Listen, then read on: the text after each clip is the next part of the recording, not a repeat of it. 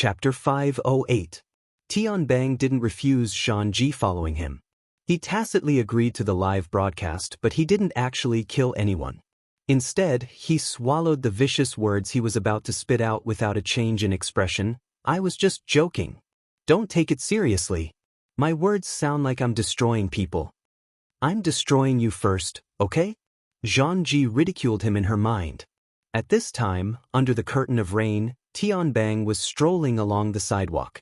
The man with the buzz cut beside him seemed to be a subordinate officer called Zhu Ling. He was meticulously holding an umbrella for Tianbang.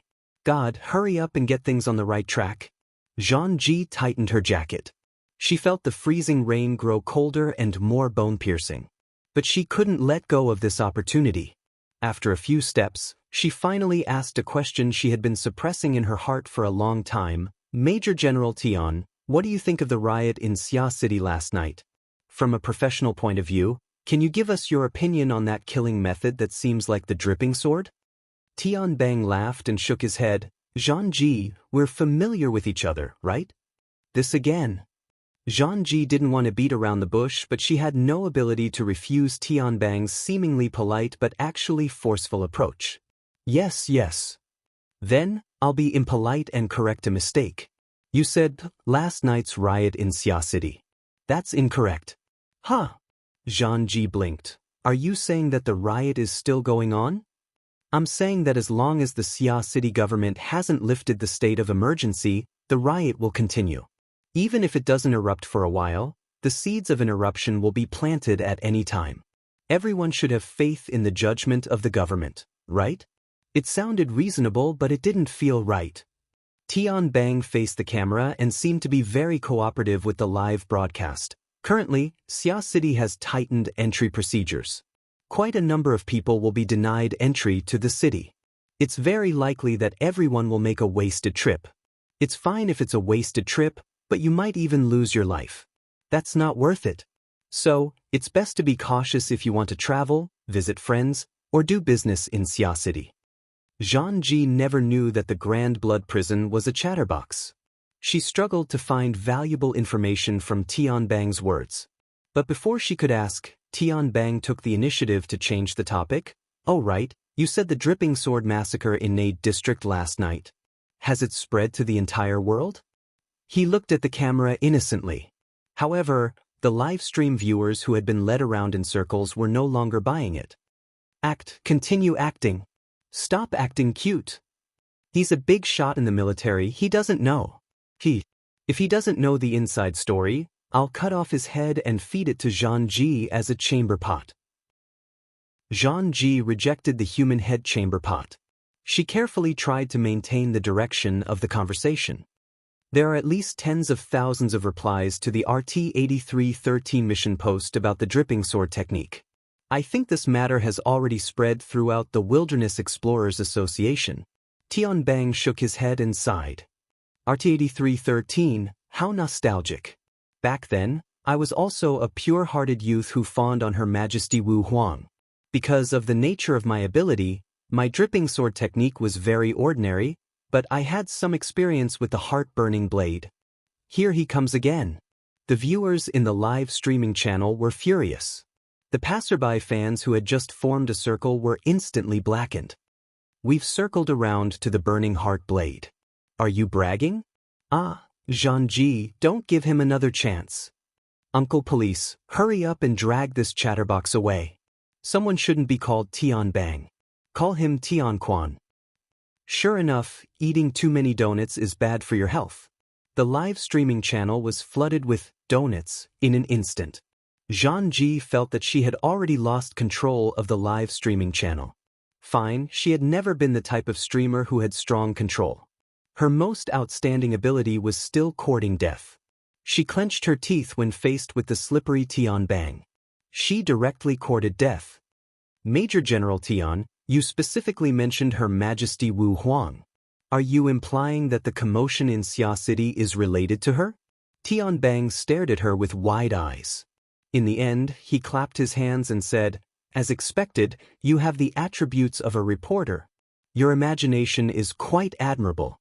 Why don't you explain it in depth? Zhang Ji wasn't afraid of anything since she was already madly sprinting along the path of courting death. She no longer paid attention to the live streaming channel. She just repeated the analysis of the locations and distances she had done before. Then she concluded, the 4 locations of the crime are practically the same way of death. Although the time of the crime is extremely close, it is possible to accomplish all of this within half an hour if one has astonishing movement speed. In reality, there is no need to use an extraordinary. A B-rank powerhouse, whose specialty is speed, is more or less the same. The true difficulty lies in the raindrop sword. And to be able to use the raindrop sword as a machine gun. Her Majesty Wu Huang is the inheritor of the technique. She should have more information than others. Zhang Ji shrunk back in the end. It was true that she wanted to create big news, but as a reporter, she would be punished by the heavens if she sang a one-woman show. At this time, Tianbang sighed. Zhang Ji, you don't have enough material. You must know that there are some matters that exceed the scope of normal logic. For example, when it comes to the time of death. I can tell you with great certainty that there is no such thing as half an hour. According to the scene surveillance obtained by the police, the time of the crime at the 4 locations you know of is within 5 minutes of the first and last time. Tianbang extended his hand and spread his fingers apart. He flipped them in front of the camera so that everyone could see clearly. 5 minutes? Also, the crime locations aren't limited to the 4 locations you know of. There is an even more exciting one nearby. Zhang Ji and I will take everyone there to experience it. Donut, Tianbang had finally revealed valuable information after being shrouded in mystery.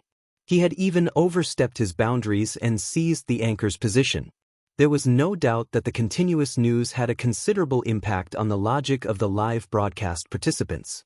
Zhang Yingying, who had been paying attention to the live broadcast, entered the office's work group and sent 2 rows of dumbfounded emojis.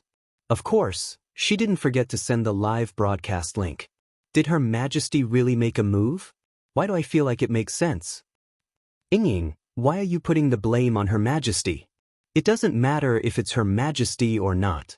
I think it's more appropriate to ask Boss Luo what he means. I seem to have exposed something? Sure enough, there are people who think so, right? Children who tell the truth deserve a spanking. So I'm not the only one who thinks so? More than one person plus one. More than one person plus 2. Cowards who don't dare to tell the truth are shivering in the corner. 10 days of seclusion had indeed been abandoned by the world. Zhang Yingying was full of question marks. Finally, she couldn't help but send a message in the group. Boss Luo? Luo Nan? What's up with him? Soon, a large amount of information poured out from the work group. Zhang Yingying only glanced at it twice before she sunk in. The strong wind and freezing rain fell from the high cliff, hitting her face with a slight pain. She didn't pay attention to it. It was during this process that her expression gradually darkened. 2 minutes later, Zhang Yingying gave Bai Xinyan a call. However, the friend she had just been interacting with for fun not too long ago had completely disappeared. Some time later, Tianbang and Zhang Ji crossed 2 street blocks and arrived at the rumored crime scene. This place had indeed been placed under layers of police surveillance. There were no other people in the enormous office building aside from police personnel.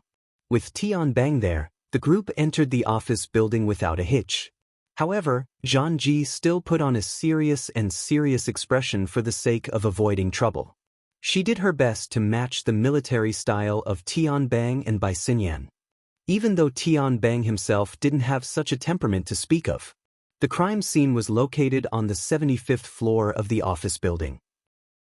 There were already police personnel standing guard on this floor when the 3 arrived, but there weren't many relevant technicians. The investigation work had yet to officially begin. Zhang Ji had just stepped out of the elevator when she suddenly saw a corpse lying on its back in the corridor. The time of the crime at this scene? It's as you think. It's pretty much the same as other places. It's been almost 10 hours. Isn't the scene preserved a little too well? Because the police really did just get the news. Got the news? Tianbang faintly smiled. He led Zhang Ji around the corpse and into the studio of the first crime scene. The room was a mess, but it basically maintained the same appearance as last night. It wasn't damaged. There were some splashes of blood on the floor and the workbench, but there were no other corpses. Since Tianbang was cooperating, Zhang Ji didn't hold back. She quickly recorded the surrounding situation and even gave the corpse a close-up shot. The people in the live broadcast room were all ability users. They had a high tolerance for corpses, but they were a bit more curious. Who knows this person? Why did Tianbang come personally? Passerby. I've never seen him before. Xia City has come out to receive guests. Has anyone seen him before? Zhang Ji, reach out and check the rigidity of the corpse and the livor mortis. This wasn't the first time Zhang Ji had done something like this. She turned to look at Tianbang. Can I? If Tianbang agreed, she would make her move. However, Tianbang sent her a smile. There's no need to go through so much trouble. I still have basic information. He turned his head and the buzz-cut man Zhu Ling reported the relevant information. Ba Tuesday, head of Put Service Company's Xia City branch operation. Ability level C+. This person died at 22:13 on the evening of the 8th. From the information provided by Put Service, the company's partners, subordinate operation teams, and mercenaries also died and went missing at the same time. A total of 42 people. Zhang Ji was stunned when she heard this number. She immediately sucked in a breath of cold air. Have these people entered the official statistics? They haven't. But this place is very close to the Santa Maria Church Hospital. The people who died there are two different groups from Put Service Company. The people in the hospital are members of another company's operation team. In fact, the Santa Maria Church Hospital itself is indirectly controlled by that company to handle some special affairs. It's a pity that the core members were all wiped out last night. Tianbang waved his hand. The hospital probably can't continue operating now. There's still a lot to be done. The live broadcast finally entered a virtuous cycle with the continuous explosion of explosive news. 666666. I think I'm seeing the faces of Xia City's officials who have nothing left to live for. 47 plus 42 is equal to 99. One more and they'll be slaughtering 100 people. The first 10 died early. You'll help kill the other 10? Even so, it's still extremely fierce. Just which great god is it? Hurry up and retract your divine ability. At the end of the year 2096, a great demon has finally seized the position. Xia City can be said to be the #1 demon den. There's nothing wrong with a demon den. Demon your mother. Cave your sister. Xia Chue, open up.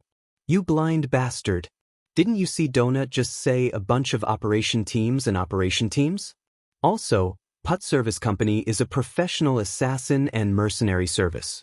They have a bunch of F*King armed personnel. They clearly want to stir up trouble. In the blink of an eye, the live broadcast room turned into a killing field. After Zhang Ji recovered from her initial astonishment, she keenly grasped a few sensitive points. How can Batu's time of death be accurate down to the minute? It's not a problem to be accurate down to the second. There's surveillance. There was nothing wrong with Tianbang's answer. He even had Zhu Ling show it to Zhang Ji. Thus, Zhang Ji watched the entire process of Batu dodging, sucking back, struggling, and finally lying on his back like a corpse from the surveillance video. The surveillance video showed that it was indeed 22:13 last night. But where's the person who did it? There's only a portion of the surveillance video in the hallway. That person never walked out. This style of doing things was truly too hateful. Zhang Ji calmed herself down. Her gaze and the camera turned back to Batu's corpse. Whether it was her or some of the viewers in the live broadcast room, they all discovered one thing. Batu's death wasn't due to his eyeballs and brain exploding. This person's heart had collapsed. But for the 32 mercenaries downstairs and the surrounding streets, the cause of death is definitely the dripping sword. Zhang Ji was startled. That's 33. There's still 9? Nominally, they're missing. But Tianbang extended his hand and circled around. They're all here. The DNA of 9 people was tested in the bloodstains in the room. Basically, it can be explained that their corpses didn't exist. All that's left is this. He bent down to pick up a twisted metal structure on the ground and casually tossed it. It was unknown who took the lead in the live broadcast room, but a series of dumbfounded emojis appeared. No other words were said. Zhang asked, "What do you mean by no corpses exist? Is that they were swallowed by something, a mutant?" Tianbang gave her a thumbs up. "Your imagination is rich and reasonable. I actually hope that's the case. At least there will be less trouble." However, this twisted steel throat should have come from the metal hunting group's Gang Xiong. Even though that fellow was a bit stupid, he wouldn't go so far as to let a mutant swallow him and 8 ability users into its stomach without making a sound in the bustling city area. That's why I say that the current world is becoming more and more dangerous. Don't you think so, Sister Yuan? Tianbang suddenly laughed and casually tossed the metal throat aside. He opened his arms and walked toward the door. There was a woman in professional attire there. She stepped over Batu's corpse and walked into the room. Behind her was a group of professionals in police uniform. Chapter 509. Long time no see, little sister Yuan. Come hug me. Did I call you little sister? There are so many people here. I'm too embarrassed to call you big sister. You're 15, I'm 20. You're 20, I'm 25. So what if I call you little sister? I called you big sister because I thought you were a bit pitiful when you first joined.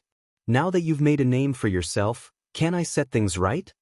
Tianbang entered in to follow and strike up a conversation after the woman in business attire entered the room.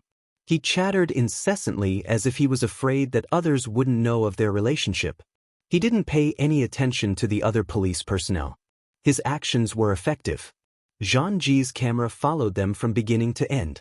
The live broadcast room soon focused on them and there were bullet comments. They look like childhood sweethearts, full of adultery.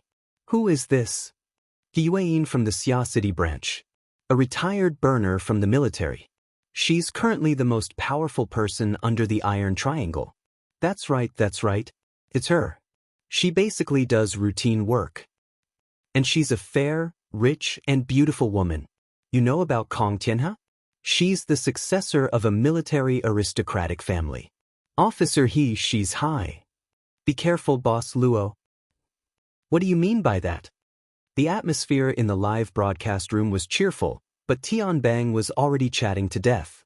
He helplessly raised his hands in surrender when faced with Yuan's piercingly cold gaze. Okay, let's talk business.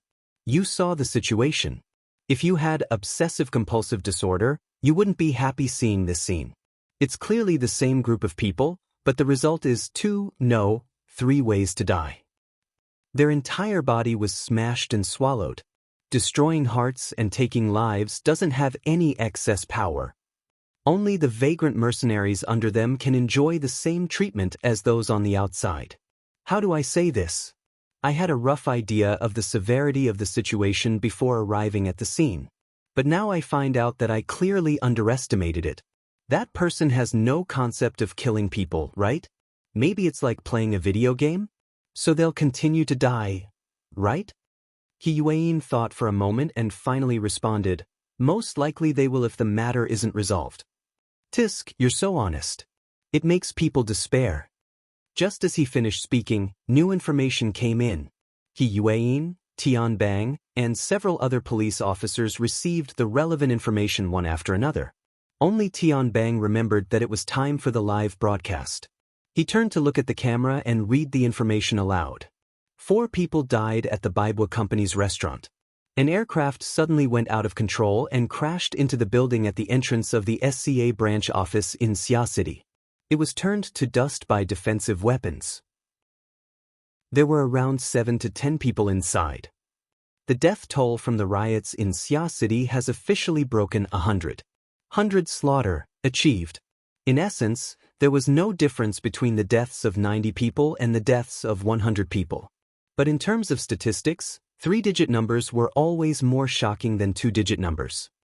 This is a lawn mower. A large number of agree, approve, lawnmower +1 words of agreement immediately appeared in the live broadcast room.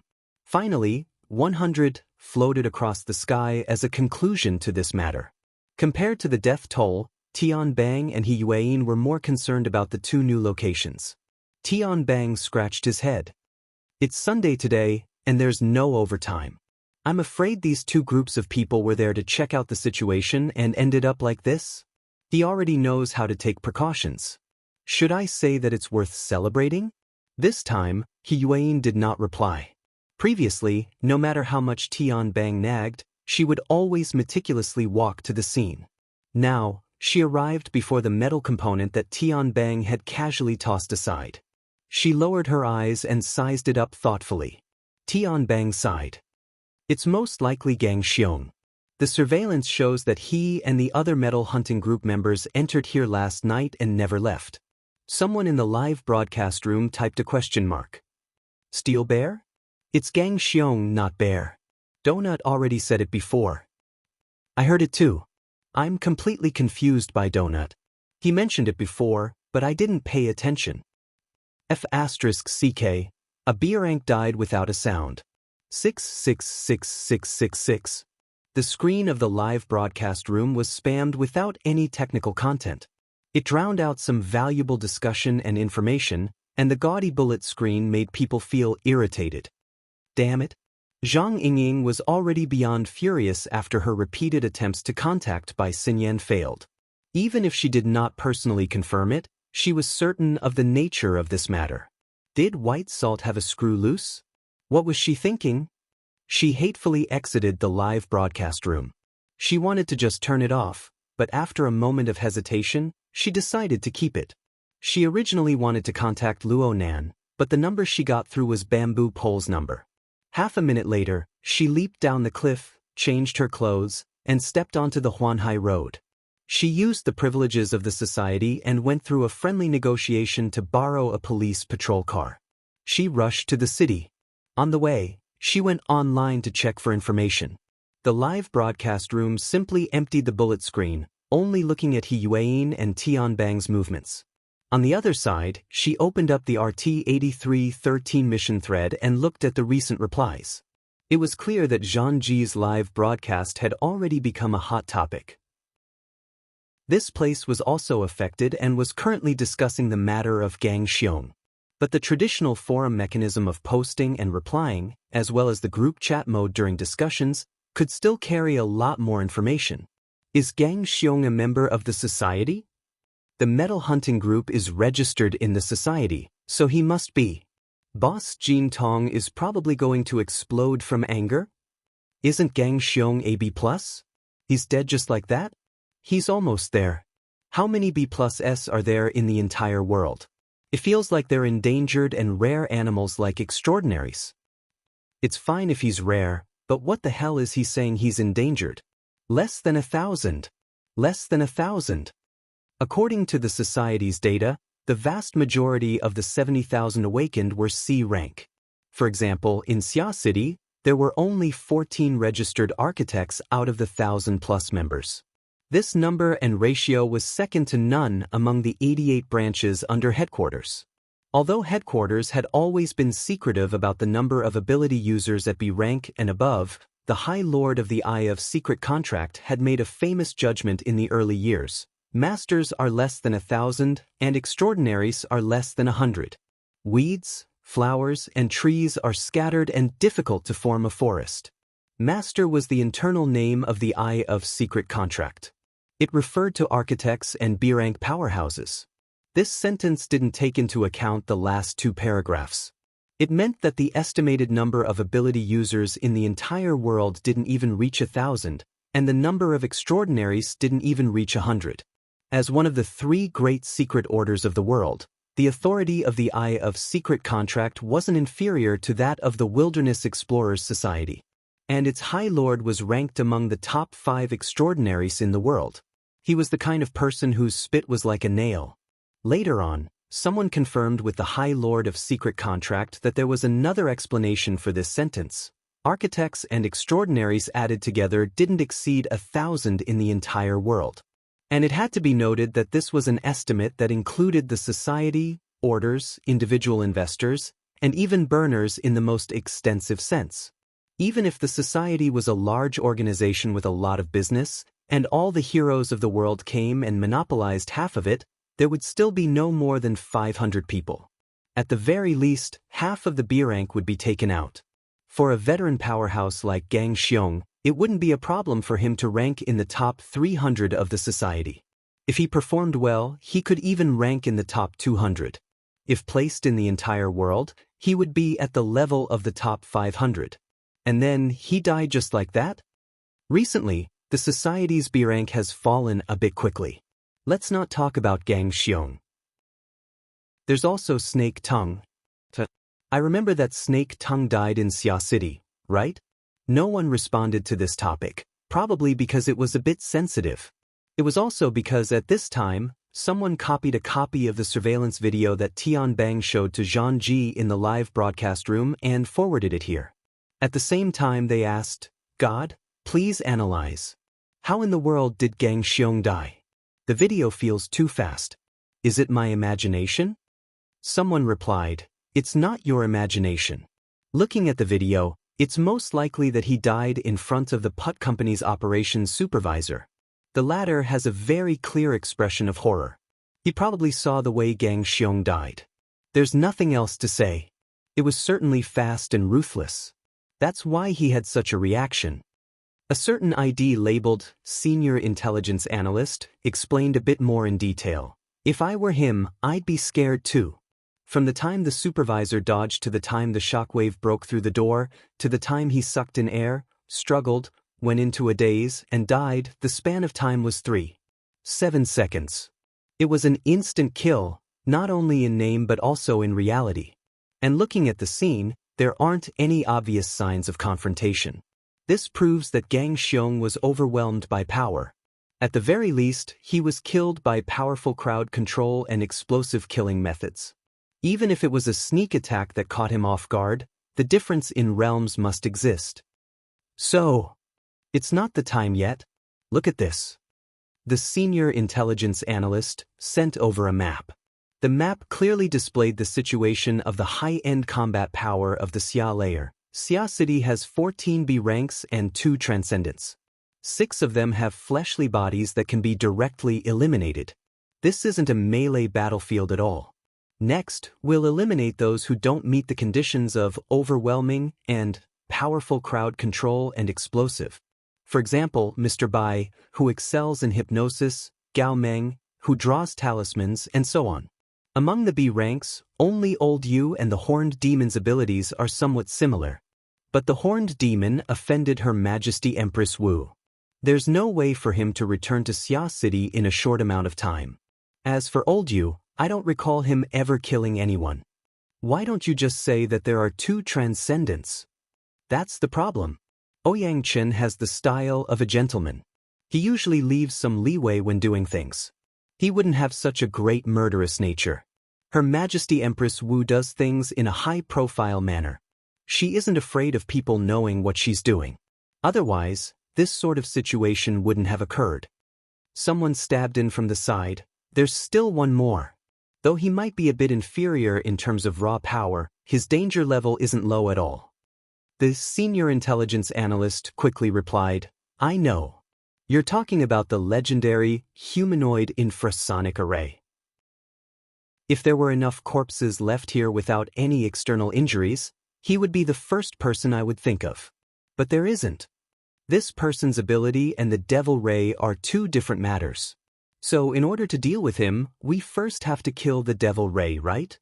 Is off topic, huh? What I mean is, to kill a powerful person like Gang Xiong through the method shown in the video, it's either a conspiracy of some Xia City that defies their natural instincts, or it's the work of some unknown powerful person.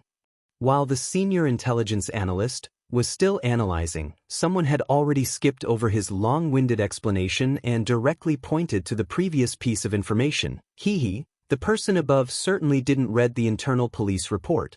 Last night, the crime scene in Pingjiang district was at some Cloud City water village.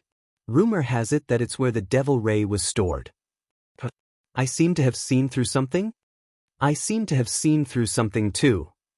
Look at that motherf***. Someone's driving the tempo. Zhang Yingying hatefully sent a message in the private chat of the Psychic Wave Network. Bamboo Pole immediately replied, "Everyone's driving the tempo." Papercut sent a dizzy emoji, "Motherf asterisk cur, it's too messy." Red Fox followed closely behind his good brother, "The dagger will be revealed soon. Watch the live broadcast."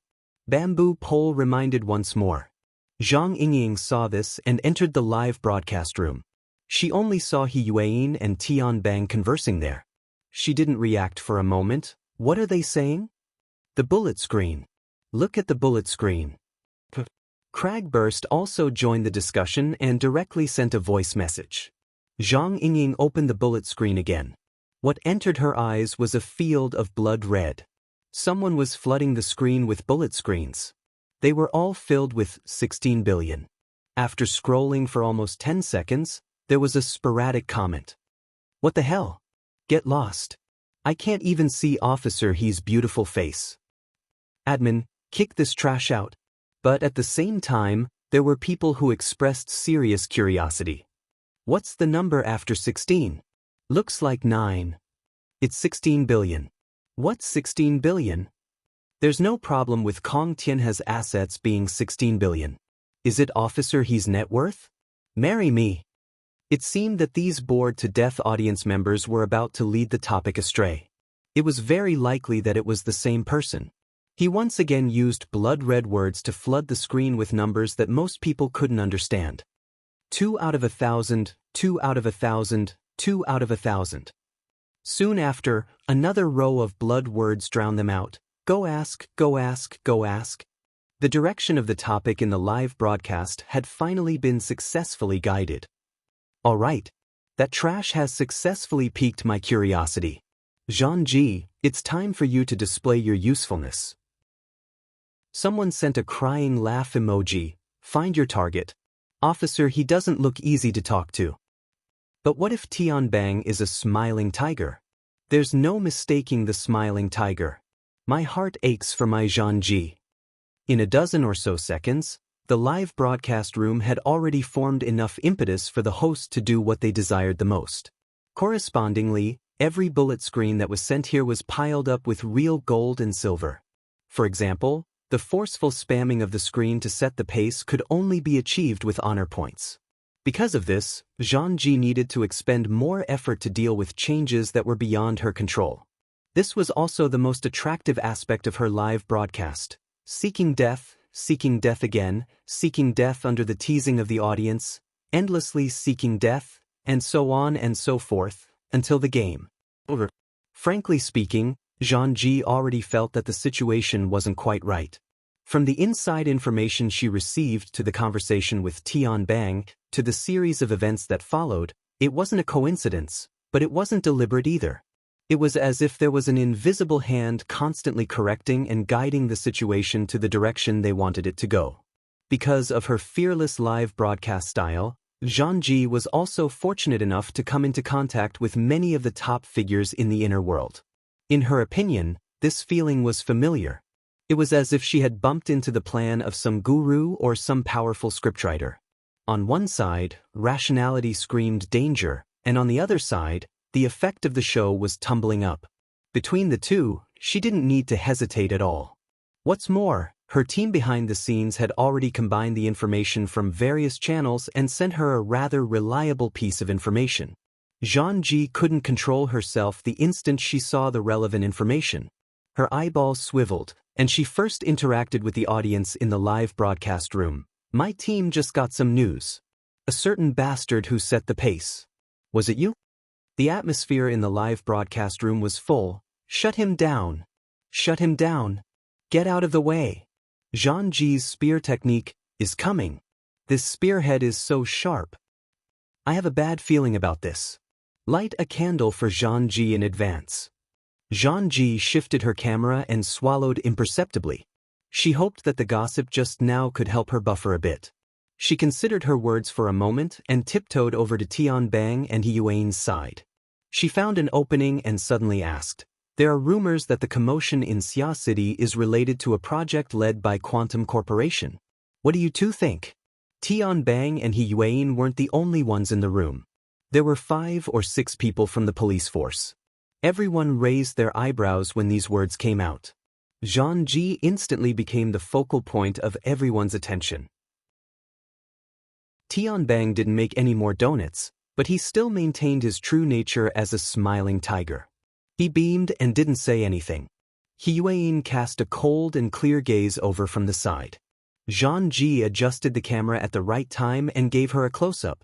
Zhang Ji knew that if she were to say the following words, she would very likely offend He Yueyin and even the Xia City branch. But in the end, her habitual impulse suppressed everything. It said that Quantum Corporation is offering a reward of 2,000 of the project's shares as a reward for the recovery of the lost experimental body.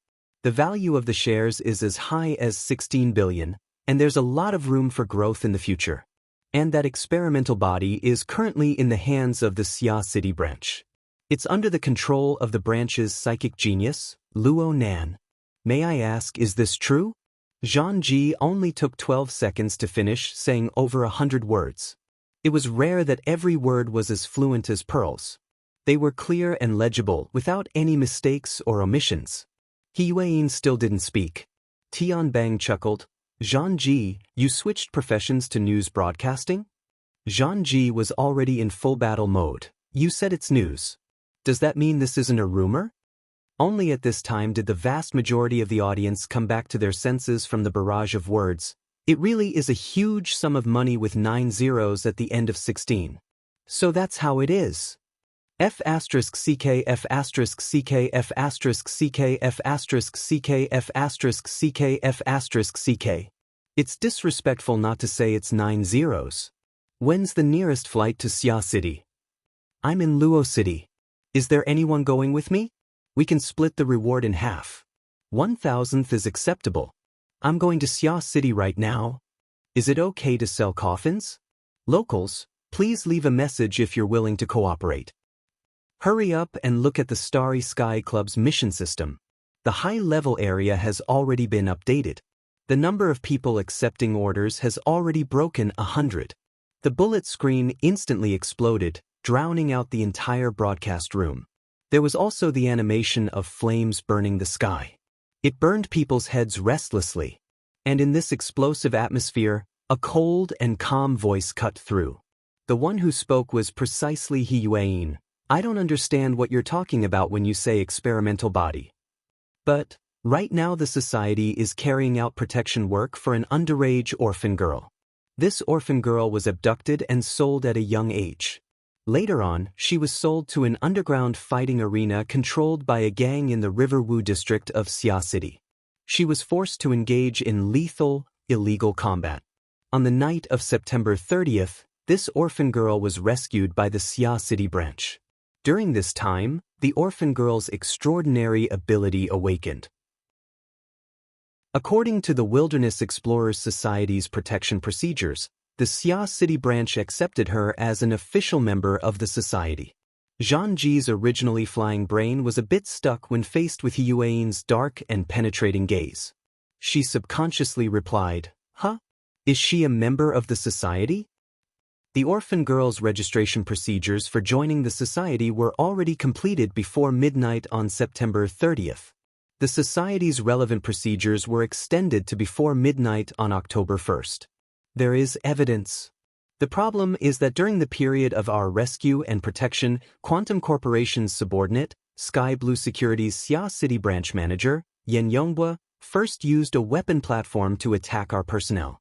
Then he dispatched the Deep Blue Walker combat team to intercept and kill them. He also openly used particle cannons and other prohibited weapons in the residential area of Xia City. At the same time that our personnel were injured, he seriously damaged the safety and order of Xia City. The Xia City government has already issued a serious warning to Quantum Corporation regarding this matter and has handled it. The Xia City branch has also negotiated with Quantum Corporation based on this. All processes and relevant documents have been recorded. Federation citizens can rely on their authority to access and read them. From the above, we can see that the orphan girl protected by the society is far from underage. Moreover, she was repeatedly sold. She doesn't have a legal guardian. Under this kind of background, What does experimental body represent? If she is an experimental body, I would like to ask, for the past 2 centuries, how does the principle of informed consent in human experimentation manifest? What position does Quantum Corporation hold here? Related missions, bounties, and bonuses. On what basis are they established? The Sia City branch hopes to have a clear answer. The atmosphere in the live broadcast room began to turn from restlessness to stagnation. Someone muttered, "Why do I feel like this is a press conference?" It's not a press conference. It's a court. A court. Wouldn't it be better to just say it's an execution ground? No matter how the evaluation was, Hiyuan's speech continued. According to the principles and regulations established by the Wilderness Explorers Society, the Sia City branch will contribute their greatest strength to the safety and welfare of ability users. They will provide protection to the orphan girl to the best of their abilities. They will also cooperate with the government. According to the relevant authorization, they will carry out the most severe strike against all organizations and individuals that trample on the laws and regulations of related industries. This determination is unwavering. I also hope that the relevant people will abandon rumors, set their positions straight, and overcome their greed. Don't do stupid things that hurt your friends and please your enemies. Don't do stupid things that are like pulling grains out of the fire. Cough. Little Sister Yuan, if you keep talking, then this really will turn into a press conference. Please take care of Miss Zhangji's program. Tian Bang chuckled as he interrupted Hiyuan's speech. He came over and stole the camera. I want to say it. Little Sister Yuan has always done things in a thorough manner. You don't lack material evidence or witnesses. What? You're talking to yourself? You're making things up? You don't have witnesses? Didn't you hear it? You're not a witness? Hey, that police officer over there. I'm talking about you. The bald guy with the iron hoop under the hat. Stop staring at that piece of scrap metal. Come over here and be a witness, okay? Chapter 5:10. The middle-aged man in the camera had a long and narrow face with deep eye sockets. His expression didn't change even when Tian Bang pointed at him. The audience in the live broadcast room were guided by Tian Bang's words. Most of them looked at the man's forehead. However, this man was wearing a police cap. The hood of the cap covered his face. From the angle of the camera, they couldn't see what was underneath the cap. Zhangji wanted to change the angle of the camera, but judging from Tian Bang's words. No, Tian Bang didn't even need to hint. As an outstanding streamer, Zhangji's brain contained the video data of all registered extraordinaries and the vast majority of B-rank powerhouses in the world. Under the new stimulation, she was able to confirm the true identity of the police officer in front of her in a flash. Oh my God! Zhangji unconsciously let out a low cry. Perhaps her reaction was too big, but it drew the attention of the police officer. His light brown eyes revealed an ice-cold ruthlessness. It was just like the silver metal headband that was revealed after he took off his police cap. The headband covered most of this person's forehead. Strange symbols were engraved on it, unrecognizable to ordinary people. Under the illumination of the lights in the room, the symbols protruded as if they could struggle out at any time. It was extremely mysterious. When this special metal headband appeared, all uncertainties came to an end. Iron Hoop, Jin Tong. Extraordinary. The leader of the 5 metal hunting group. He was without a doubt one of the most powerful hunters in the world.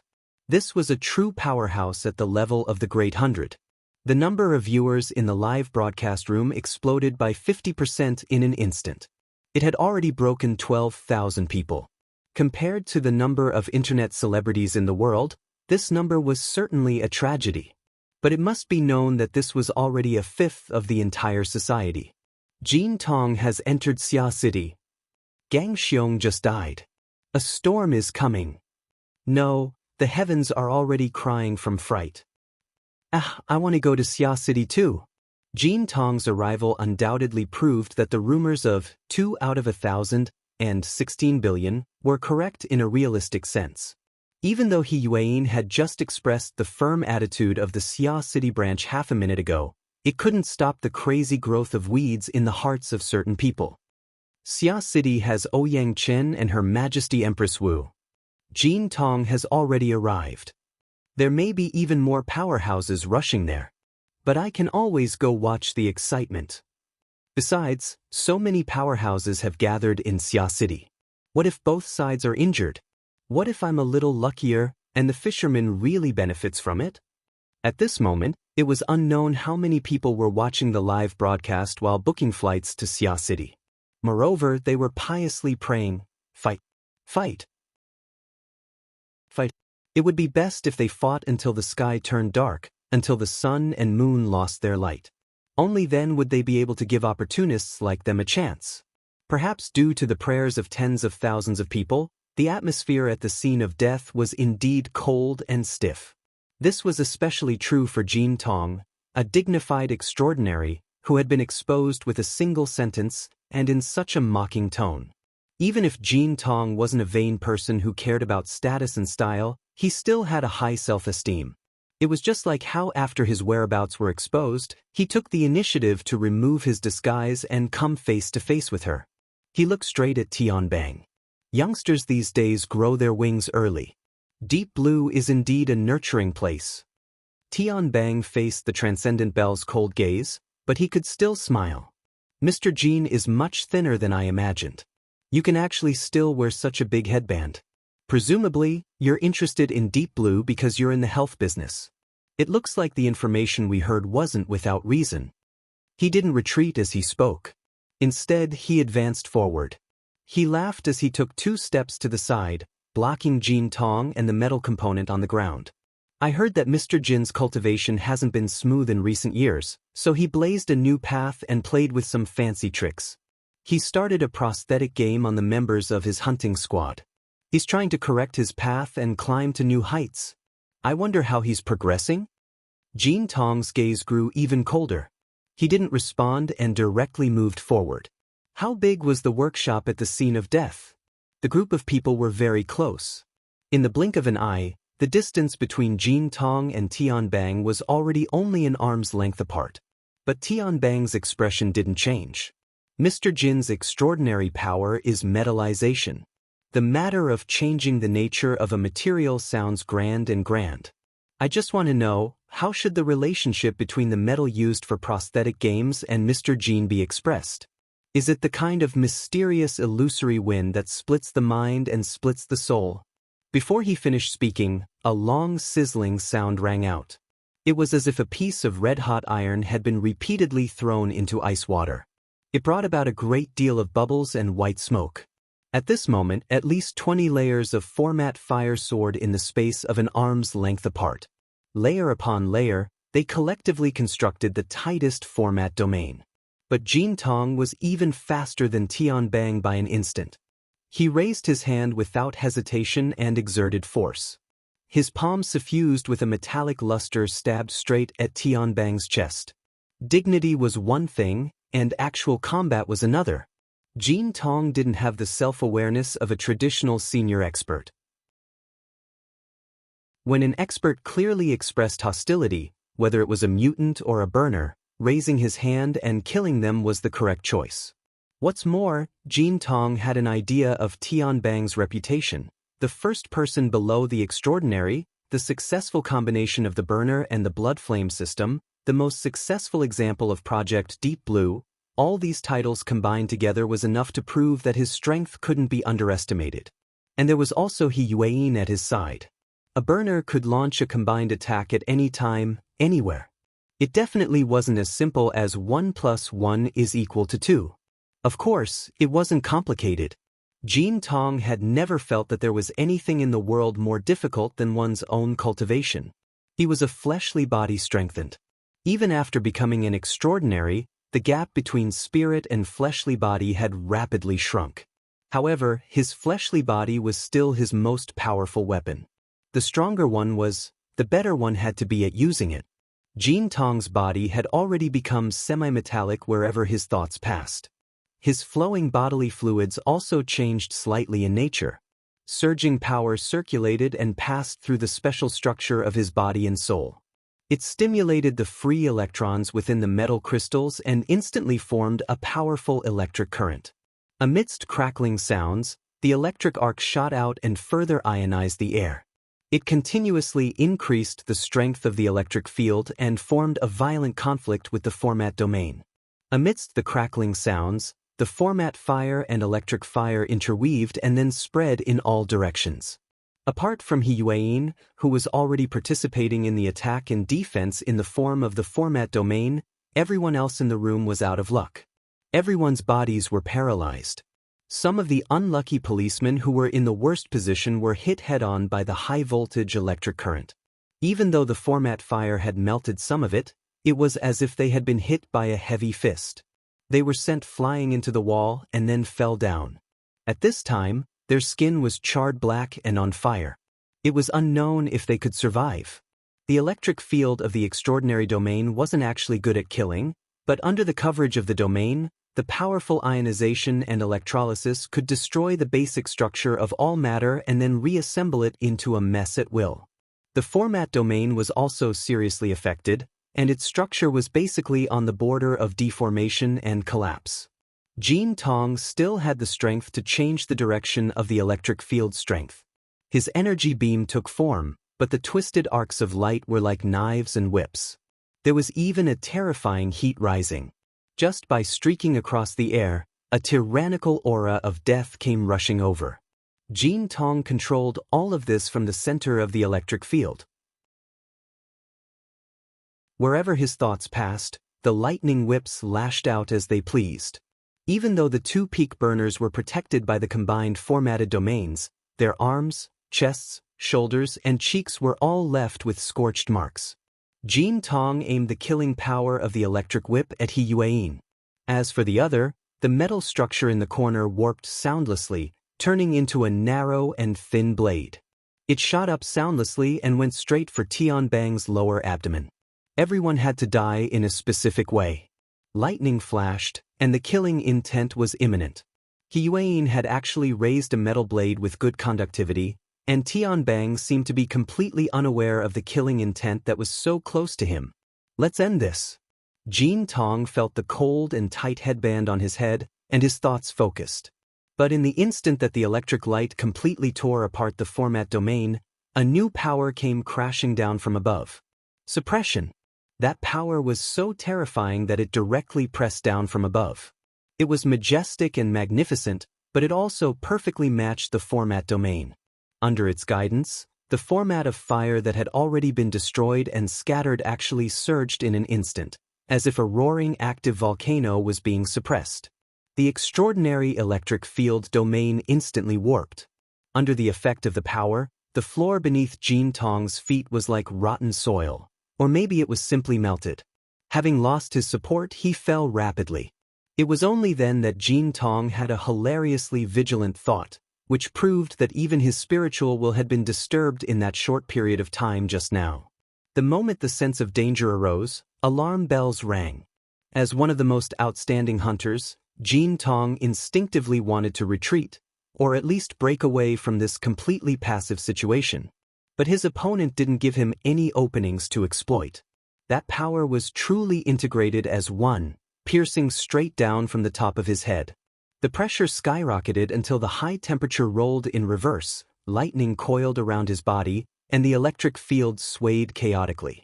Jin Tong growled in a low voice. He had already used an explosive secret technique to resist the tremendous pressure that was pressing down. The power of pressure and recoil intersected, and the entire office building he was in seemed to be filled with gunpowder. Dozens of floors collapsed one after another, and sparks shot out in all directions, blasting hundreds of meters away. The surrounding buildings were all shaking, and large pieces of glass walls cracked at almost the same time, raining down a storm of shards. The 75th floor of the office building swayed at an angle of almost 30 degrees. Zhang Ji was hit head-on by the shockwave and fell into a corner. She was so confused that even the camera crashed into the wall. Fortunately, she relied on her professional instincts and quickly moved her hand over to act as a buffer. She also grabbed the camera in time to ensure that the thing that made a living could still be used normally. Fortunately, the floating camera had been modified by a famous expert, and it could still maintain its working state in such a tragic electromagnetic field.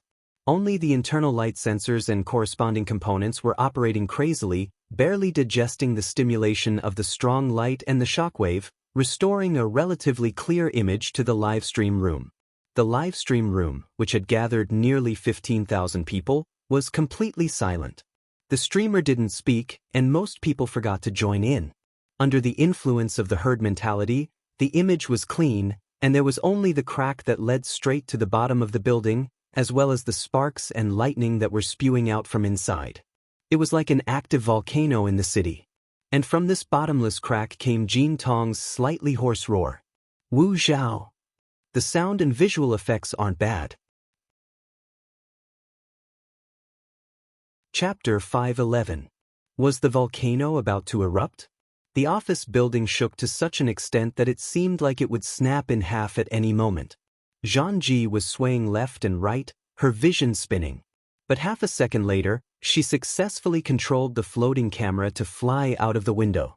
From a vertical angle, she captured part of the explosive scene from the 50th floor of the office building. This surging scene fully demonstrated Zhang Ji's ability to capture the camera after years of seeking death. Of course, at this time, no one would think that much. Most of the viewers in the live stream could only stare dumbfounded at the high-rise office building. From the base to the top, half of the building had been washed by the shockwaves of flames and lightning. From this scene, it could be seen that Jin Tong had been struck from the 75th floor all the way to the surface. He was more than 300 meters high, and the floor slabs, steel bars, metal frames, and so on were destroyed. Moreover, this did not include the number of people who might have died inside the building. This was a battle between extraordinaries. For most of the viewers in the live stream who paid attention to the battle results, this was not the first time they had seen extraordinaries spar, fight, or even fight to the death. But that was because they had to rely on advanced video technology to watch relevant videos, highlights, and so on. There were less than 100 extraordinaries in the world, so it was impossible for them to be their live stream guests all the time. A very small number of people would occasionally be lucky enough to see a live broadcast, which was enough for them to savor for 3 to 5 years. But now, a true extraordinary level battle was unfolding in front of their eyes. On one side was Iron Hoop Jin Tong, one of the strongest wild hunters in the world. As for the other side, the name Jin Tong shouted had already revealed who his opponent was. Her Majesty Empress Wu. Ever since her battle with the High Priestess of the Public Church 2 months ago, announcing to the world that she had become an extraordinary, Her Majesty Empress Wu had finally revealed her extraordinary power to the world once again. Compared to the unfathomable mysteries on the spiritual level, there was no doubt that the current scene of buildings collapsing and mountains shaking was more in line with the aesthetics of the general public. Under the constant shaking of the camera, the number of viewers in Zhang Ji's live stream broke through from 15,000 to 20,000 in just a few seconds. Then, it continued to skyrocket. By the time the dust at the bottom of the stairs blocked everyone's view, the number of viewers watching the dust-filled scene had already exceeded 28,000. This had already exceeded 40% of the society's membership. On one hand, one could see how attractive a battle between extraordinaries was. On the other hand, one could see that the Xia city disturbance possessed an astonishing level of popularity. This was the reason why such a large number of spectators could explode in such a short period of time. Zhang Ji had not paid attention to the situation in the live broadcast room for a long time. In a dangerous building that could collapse at any moment, she could only try her best to calm her heartbeat. At the same time, she prayed to the gods around her, hoping that the main battlefield between the two extraordinaries would appear in the area her camera could cover. Of course, this was just wishful thinking. For extraordinaries, the topography of an office building was never a reason to restrain them from using form displacement and transposition. If they wanted to, the entire Xia city would become their battlefield. How could a puny little streamer determine the direction for two extraordinaries? But just as Zhang Ji was gasping for breath and praying, someone suddenly grabbed her by the shoulder. The person's posture was very intimate, and he even blew a breath of air into her earlobe. "Oh, Zhang Ji, don't be nervous." A beautiful and dedicated streamer like you is very rare in this world. The heavens will certainly make your wishes come true. Major General Tian. Zhang Ji didn't care that Tian Bang was taking advantage of her. She was just angry that this fellow had disturbed her work. Tian Bang chuckled as he stuck close to her. He continued to give her advice. You must hold the camera firmly. You can't miss out on a wonderful scene. What did he mean? Zhang Ji was stunned for a moment. Then she saw a blurry figure soar into the sky amidst the dust and smoke that filled the sky. It was Jin Tong. Given Zhang Ji's strength, it would be very difficult for her to keep up with the speed of an extraordinary if she really wanted to dash forward like a hurricane. This was the case even with the assistance of a camera worth millions. But at this moment, Zhang Ji could clearly see Jin Tong's figure soar into the sky. She also saw the figure's speed grow slower and slower. It was as if his momentum had come to an end, but it was more like he was being forcefully restrained by some invisible force. It was clearly not the gravity of Earth. It was an even more unyielding and direct force, an even more terrifying and tyrannical force.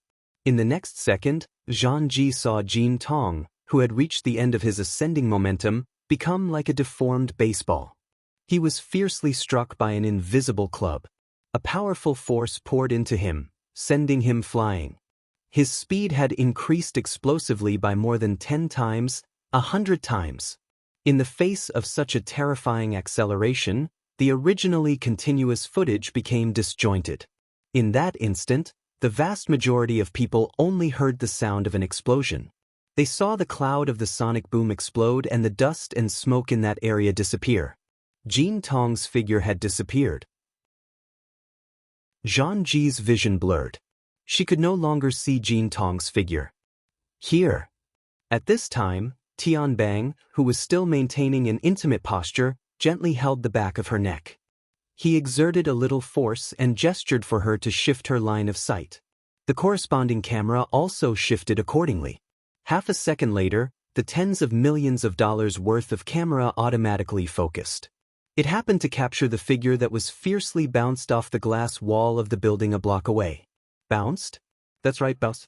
This scene, the awkward scene, almost made some of the OCD viewers vomit blood. Zhang Ji's logical thinking was also almost messed up. Fortunately, she was definitely not a vase that only knew how to act cute. On the contrary, she was an excellent streamer with very solid professional knowledge. While most people were still doubting their own eyesight because of the absurd scene in front of them, Zhang Ji had already calculated the kinetic energy that Jin Tong carried at that moment based on the distance between the two buildings, the flight time of Jin Tong, and his approximate weight. Jin Tong's weight was about 80 kilograms, and his flight time was about 0.5 seconds. He was already a block away, and the straight line distance was about 1,800 meters. Based on this calculation, the kinetic energy he carried could reach about 500 million joules. This impact exceeded the standard equivalent of 100 kilograms. It was similar to the power of a traditional battleship's main cannon from more than a century ago. Compared to the legendary humanoid nuclear bomb level extraordinaire, the absolute power of this attack was only SOSO. Zhang Ji also couldn't calculate the specific increase in the mental interference with the material plane. But the problem was that even if she only calculated the pure kinetic energy, such a high-speed impact actually didn't break through the glass wall 1 block away. This was something that shouldn't happen in the normal world. Since it had already happened, it proved that the rules of the area she saw had already invisibly changed. Did the buildings suddenly get strengthened, or did Her Majesty Empress Wu directly change the direction of the force? She couldn't get an answer, but the direct result of this scene was, all the pressure brought about by the conversion of kinetic energy was borne by Jin Tong's body to the greatest extent. Being hit by a main cannon and having a cannonball explode in the stomach were two different things. If a standard equivalent of 10 kilograms was effectively used on a coin, without considering the wear and tear of the coin itself and its travel route, it could theoretically make this thing fly out of the Milky Way galaxy. 10 times the force was used on Jin Tong's body without holding anything back. Even an extraordinary would find it hard to endure such a tragic result. With a puff, blood splattered out of Jin Tong's eyes, ears, and nose. His eyeballs were about to pop out, and his thin and long face was contorted from the pain. His exposed skin was instantly smeared with a layer of red, and it was unknown how many of his capillaries and skin tissues had collapsed. As for the extent of the damage to his internal organs and bones, only Jin Tong himself knew. It was very difficult for outsiders to see the limits of an extraordinary. Just like at this moment, Jin Tong was suffering from all sorts of injuries. But in the blink of an eye, a hoarse and violent roar rang out. Jin Tong screamed as he curled up and shot out with all his might. Ah! The roar spread out, but what really made people's scalps go numb was another source of sound. In the void, it was as if hundreds of bowstrings had been released. Amidst this increasingly dense tremor, be it the building or the air a street away, everything produced dizzying distortions. There was another explosive rumble, and Jin Tong's body instantly turned into a tangible bubble before disappearing. Tianbang's hand moved again, and Zhang Ji consciously looked up in the direction of the force. She saw that in the gray sky, a long azure scar had been torn open at some point. It extended southeast, and wherever it passed, a dark red color seeped out. Jin Tong had probably activated some kind of long-distance escape technique. In the blink of an eye, he had already traversed dozens of kilometers and was almost out at sea. He ran away just like that? The battle between transcendents had ended? Zhang Ji was a little dumbfounded by this anticlimactic ending, and so were the 30,000 viewers in the livestream channel. It wasn't until the long scar was about to disappear into the horizon that a large number of bullet comments appeared. What's going on? Jin Tong has typed GG. Her Majesty Empress Wu has also typed GG. Jin Tong says that Xia City is too hard. He can't break through. I must have seen a fake live stream. But that fall just now really hurts. Accelerating from 0 to 10 times the speed of sound in an instant, and then returning to 0 in an instant. Just what kind of experience is that?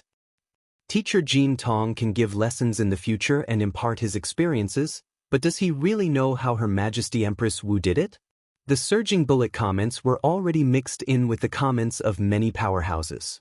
There was no lack of mockery and ridicule among them. It was true that Jin Tong's performance today was worse than dog shit. From start to finish, one of the best wilderness hunters in the world had been completely controlled by Her Majesty Empress Wu. He had completely lost the rhythm he should have had. Was Jin Tong not at his best, or was Her Majesty Empress Wu's strength beyond imagination? Chapter 5:12. Don't get distracted. Tianbang reminded her. Zhang Ji looked up in shock and saw the dark clouds above Xia City distort once more. They burst apart. Although the turbulence was great, there was no sound. It was because of this that the pencil-straight long scar that nearly sunk into the horizon suddenly twisted and fell diagonally downwards. They were still fighting. Zhang Ji looked up at the strange scene in the sky and was delighted at first. She felt that the live broadcast could continue, but then she realized that the battlefield was too far away. It was beyond her reach. The broadcast room was filled with howls of grief when they saw the transmitted image. Some people didn't give up and encouraged, "Brothers and sisters of Xia City, it's time for you to show your worth." There really was a response from Xia City. "I'm looking at Dongshuan Beach. I'm going with you." "I'll go." They're specifically currying favor with Her Majesty Empress Wu. Please share your live broadcast room number. Please open up the donation channel. It'll be easier to handle the aftermath. No matter how noisy the broadcast room was, Zhang Ji was very anxious. She looked all around, trying to find a miraculous way to rush over. At this time, her earlobes heated up again. Tianbang continued to tease, "Do you need a ride? I just happen to have a flying car. I can just go downstairs." Zhang Ji turned her head. After being taken advantage of for so long, she finally saw Tianbang's face after the battle. Tianbang was actually in a sorry state at the moment. His hair was a little unkempt because he was directly facing Jin Tong's extraordinary electric field, and there was even a scorch mark on his face, adding some blood and fire to his sunny, boyish smile.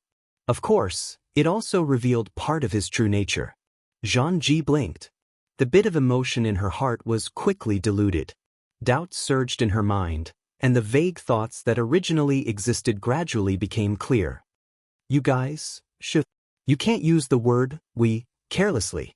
I'm such a clean stream. When you mention me, it sounds like I'm forming a clique and scheming. That's how it was. Zhang Ji was about to ask again when Tianbang took the lead. He leaped out of the broken window and flew downwards. This office building had been tossed around for so long. Anyone who wanted to use the elevator would have a serious problem with their intelligence. Zhang Ji naturally followed, but when she came out of the window, she subconsciously turned her head. She saw He Yuan staying at the scene. She had no intention of following. Hurry up. Tianbang called out from below. Zhang Ji caught up.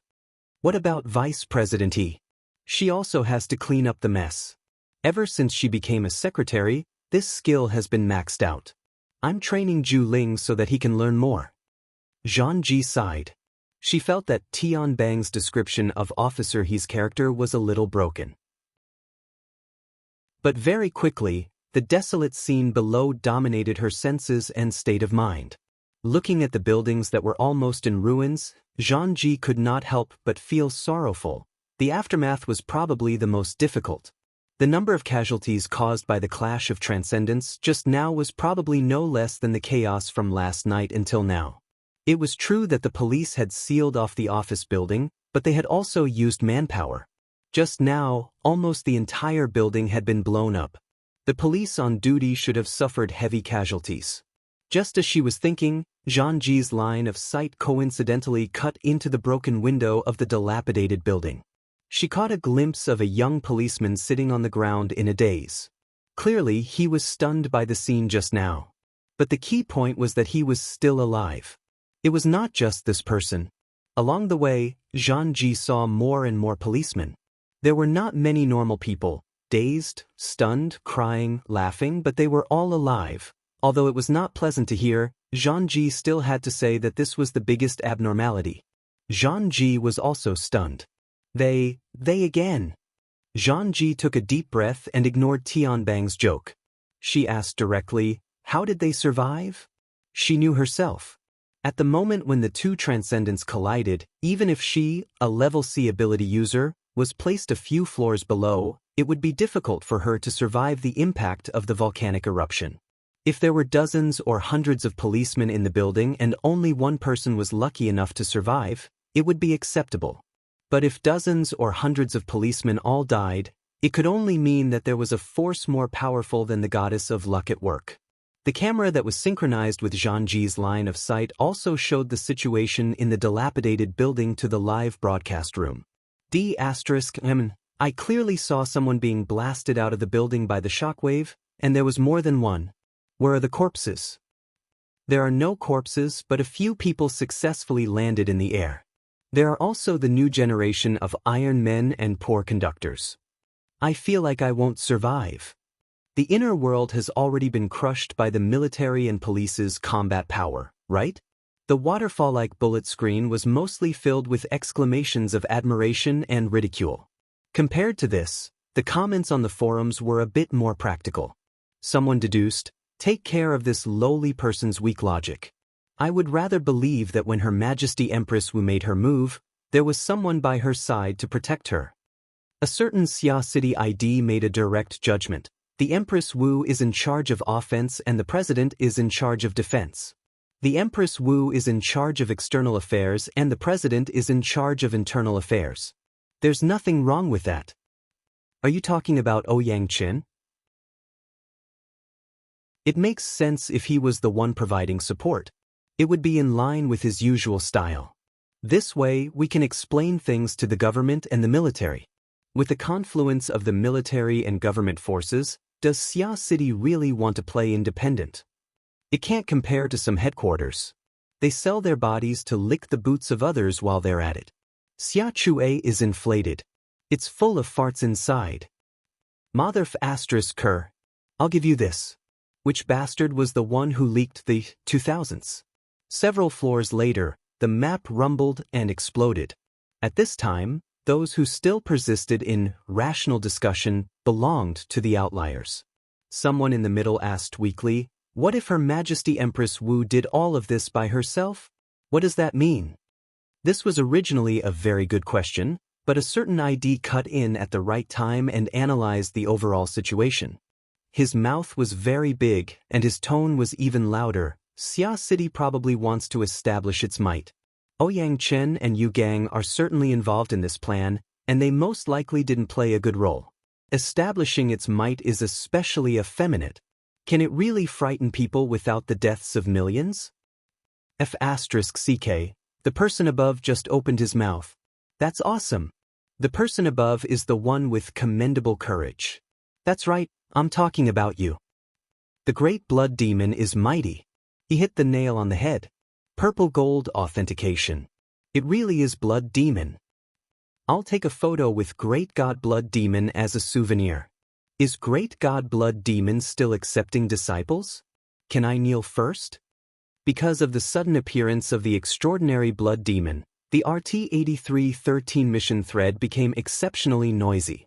After a series of tosses and turns, the thread basically reached a consensus. Indeed, under the provocation of 2016 billion resources, the eyes of the vast majority of people would turn red with greed. If Xia City was suspected to be an allied power and haggled over the lives of people at this time, it probably wouldn't serve as a deterrent. Instead, it would encourage the greed of certain people and nurture their wishful thinking.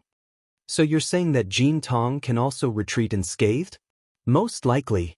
How many extraordinaries are there in the society? If one were to be cut down just like that, the pressure on Xia City would be enormous. In the thread, someone had already posted a crying laughing emoji. Thanks to the great blood demon's auspicious words, I will immediately book a plane ticket to Xia City. When I return, I might even be able to get the treatment of being escorted out of the country as a gift. Shameless as the person above. Will you allow me to tour Xia City with you? Let's go together. One-way plane tickets should be enough. Dog fart. Pure trash. Zhang Yingying was still spinning around on the Huanhai Highway due to the problem of the journey. She was already very annoyed, but when she saw the message on the forum, her anger surged. She smashed her fist on the steel plate of the car. There was a loud bang, and the place where she smashed her fist made a deep dent. This is an armored car. The corner of the special police officer's eye twitched, but he didn't dare to say anything. Zhang Yingying's anger had yet to subside. She smashed the car 2 more times. Suddenly, she froze. Her gaze pierced through the front windshield and looked at the scenery of the sea and sky outside the Huanhai Highway. After going around for half a day, she had actually fought her way here. Stop the car. The armored car finally got the chance to show off its performance. It came to a screeching stop. Zhang Yingying pushed open the car door and leaped. She circled around the body of the car like a flipping petrel and plunged down the sea of the precipice. When the special police officer staggered out of the car, he saw the long-legged beauty with a strange temper running fast on the precipice, still heading for the golden beach in the distance. With a muffled bang, a column of water dozens of meters high exploded on the surface of the sea 100 meters offshore. The surging waves and the splashing water droplets almost slaughtered all the creatures in the surrounding water, including the undercurrents in the deeper water. After such a series of actions, the terrifying kinetic impact was finally reduced by more than half. Jin Tong gasped loudly. He popped his head out of the shallow water, but he spat out another mouthful of blood, which mixed with the icy rain, salt water, gray waves, and white foam. There were also the remains of several fish and jellyfish. He felt that most of his soul had been lost, but he didn't have time to think about the extent of the injury to his body and soul. Instead, he used all his strength to stimulate his yuan qi and calm his mind. He also prepared an overbearing secret technique to stimulate his potential, ready to withstand the terrifying impact from Her Majesty Empress Wu. However, after a few seconds, although the pressure from the opposite side was always there, the substantial impact did not come. I actually smashed into the sea. Good luck. The sound waves were transmitted from the golden beach that faced the sea. Under the erosion of the freezing rain, the color of the beach was somewhat dim, like an orange peel that was close to rotting. Jean Tong was even more convinced that it was the death domain of the beauty on the shore. This, Her Majesty Empress Wu, who was respectfully addressed by the world, was now like a petty bourgeois girl strolling in the morning. She wore a classic white shirt paired with black wide-legged pants, with a slightly unruly leopard belt in the middle. Her shoes and socks could not be seen clearly. She could only see that her clothes were light and thin, swaying gently in the wind. She appeared even more elegant and pleasing to the eye. It was just that she was out of season. Of course, for an extraordinary like Her Majesty Empress Wu, the season had never been a factor. It was fine as long as it was arranged according to her mood. At this moment, her long hair was casually draped over her shoulders, dancing in the sea breeze and freezing rain. She was too lazy to take care of it, and it was already slightly wet. What was even more eye-catching was that she was holding an ancient book with slightly yellow pages that were vertically arranged. Just like how the ancients would read, the book was rolled up, leaving only 1 or 2 rows of ink characters. She ignored the wind and the rain and slowly savored it. When the voice rang out, Her Majesty Empress Wu did not even look Jean Tong in the eye. She was leisurely reading the book, seemingly attentive yet bored. She had even flipped a page in between. She was posturing, right? Perhaps so. But when they had exchanged blows just now, she had also been in this state. This woman, Wu Jiong, had smashed him into the sea while flipping through the book. Jean Tong stared fixedly at the beauty on the shore. No one could understand the pressure here better than he did. Of course, there was even more shame and fear. The depression in his chest surged up, and he barely managed to swallow it back down. And this irrational action further worsened the injuries on his body. This woman had integrated the format of fire at the beginning of her attack in the office building. Using an inconceivable method, she had forcefully pressed this special power of formatting into his body, interfering with and destroying his semi-metallic and near-superconducting body structure. After that, she had simply and straightforwardly attacked him with kinetic energy. She had even beaten his originally strongest physical cultivation into a half-cripple. Now, he no longer had a chance to turn the situation around. The venom of her vision, the ruthlessness of her heart, and the strangeness of her methods were truly something that Jean Tong had never seen before in his life. She had just become an extraordinary 2 months ago? Jean Tong had a mother-***er that he had directly sent to all the intelligence agencies of the inner worlds. This kind of skillful and flawless attack method, let alone 2 months, even the veteran extraordinary who had cultivated for more than 20 years would most likely be brought to their knees. There were many strong men in the world who could swing a 1,000-pound hammer, but to be able to use a 1,000-pound hammer to weave brocade and embroider. Just what kind of monster was she? Jean Tong's mind was in turmoil. He felt that if he continued to let his imagination run wild, he might directly collapse. He could only forcibly restrain his mind, endure the discomfort of his body, and hoarsely say, "Wu Jiong, what the hell are you trying to do?" Her Majesty Empress Wu's attention was still on the book, or it could be said that she was in the most comfortable state she had created for herself. Jean Tong's clear questioning words entered her ears, but she didn't even raise her eyelids. "I warned you before not to go ashore, or else I would beat you to death. Let's not talk about the process, but now you've perfectly fallen back into the sea and haven't set foot on the shoreline. For the sake of this luck, I won't see you out." Jean Tong stared fixedly at Her Majesty Empress Wu. He didn't believe that the basis of this woman's decision was some damned luck or whatever. Even saying it was mood was more reliable than that. But he didn't say anything else. In this kind of situation, he would be an idiot if he spat out another word. Jean Tong had fought with the aberrations in the wilderness all year round, and it wasn't the first time he had encountered a crisis that could kill him. This had also trained him to be soft and hard, straightforward and submissive in his style of doing things. If he couldn't beat her, then he couldn't beat her. If Her Majesty Empress Wu really wanted his life, he would fight to the death. But since she didn't care about him, what harm was there in enduring for a moment and retreating? Jean Tong slowly breathed in and out. His body cut through the icy cold water and slowly moved backwards. But at this moment he suddenly heard a vague sound. Someone was rushing over at lightning speed, and the content of the shouts was related to him. His heart jumped slightly, and he looked at Her Majesty Empress Wu on the shore.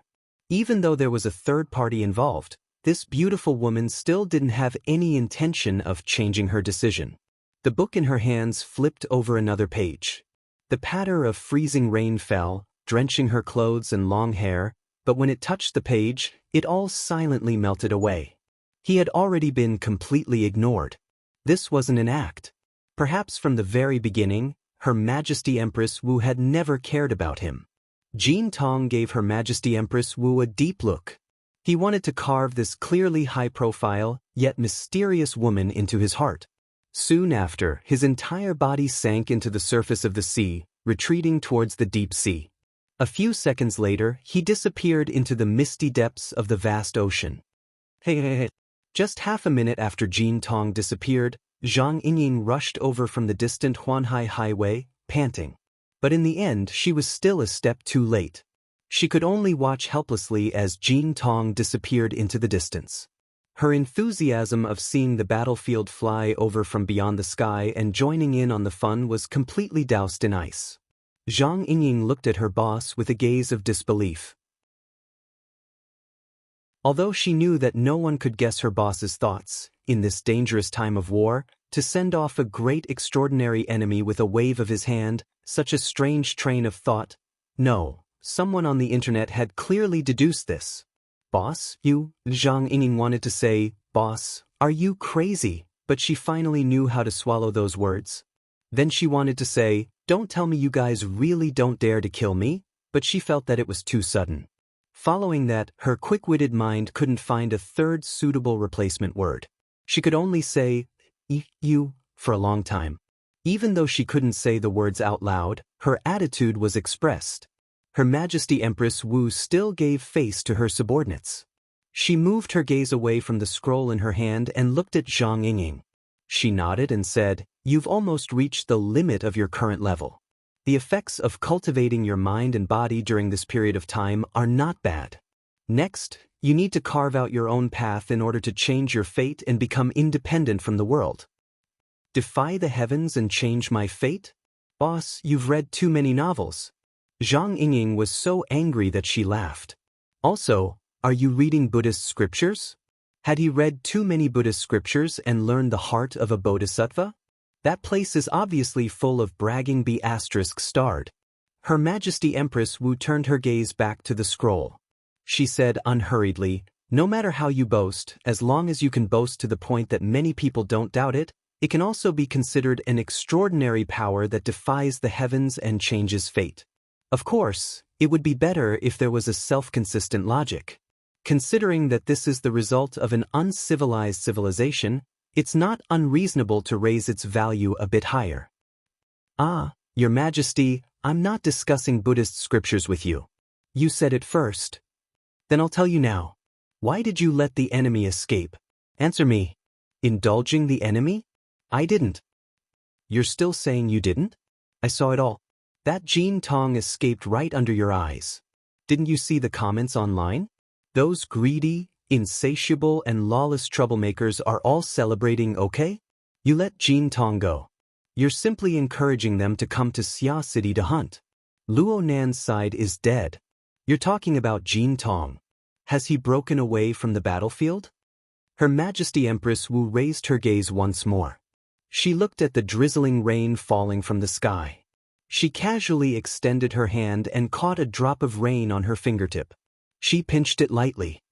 If everyone believes that he has broken away, then I have nothing to say. Zhang Yingying was at a loss and puzzled. When you're weak, acting cute is instinctive. When you're in danger, being low-key is smart. But when you need to be responsible, you still play old tricks. This malicious act of acting cute is just asking for a beating. Luckily, Yingying, you're still in the legal stage of acting cute. Come on. Smile for us to see. Zhang Yingying wanted to kneel before her boss. She was just about to throw caution to the wind and unleash her great act of unreasonable behavior when her heart inexplicably trembled. The white rainbow circulating around her body hummed. It was as if a layer of gloomy clouds had condensed into a clear intent. But when she tried to sense it again, it was hard to grasp. She just felt that the dusky scene of the sea and sky before her eyes seemed to have become much more oppressive.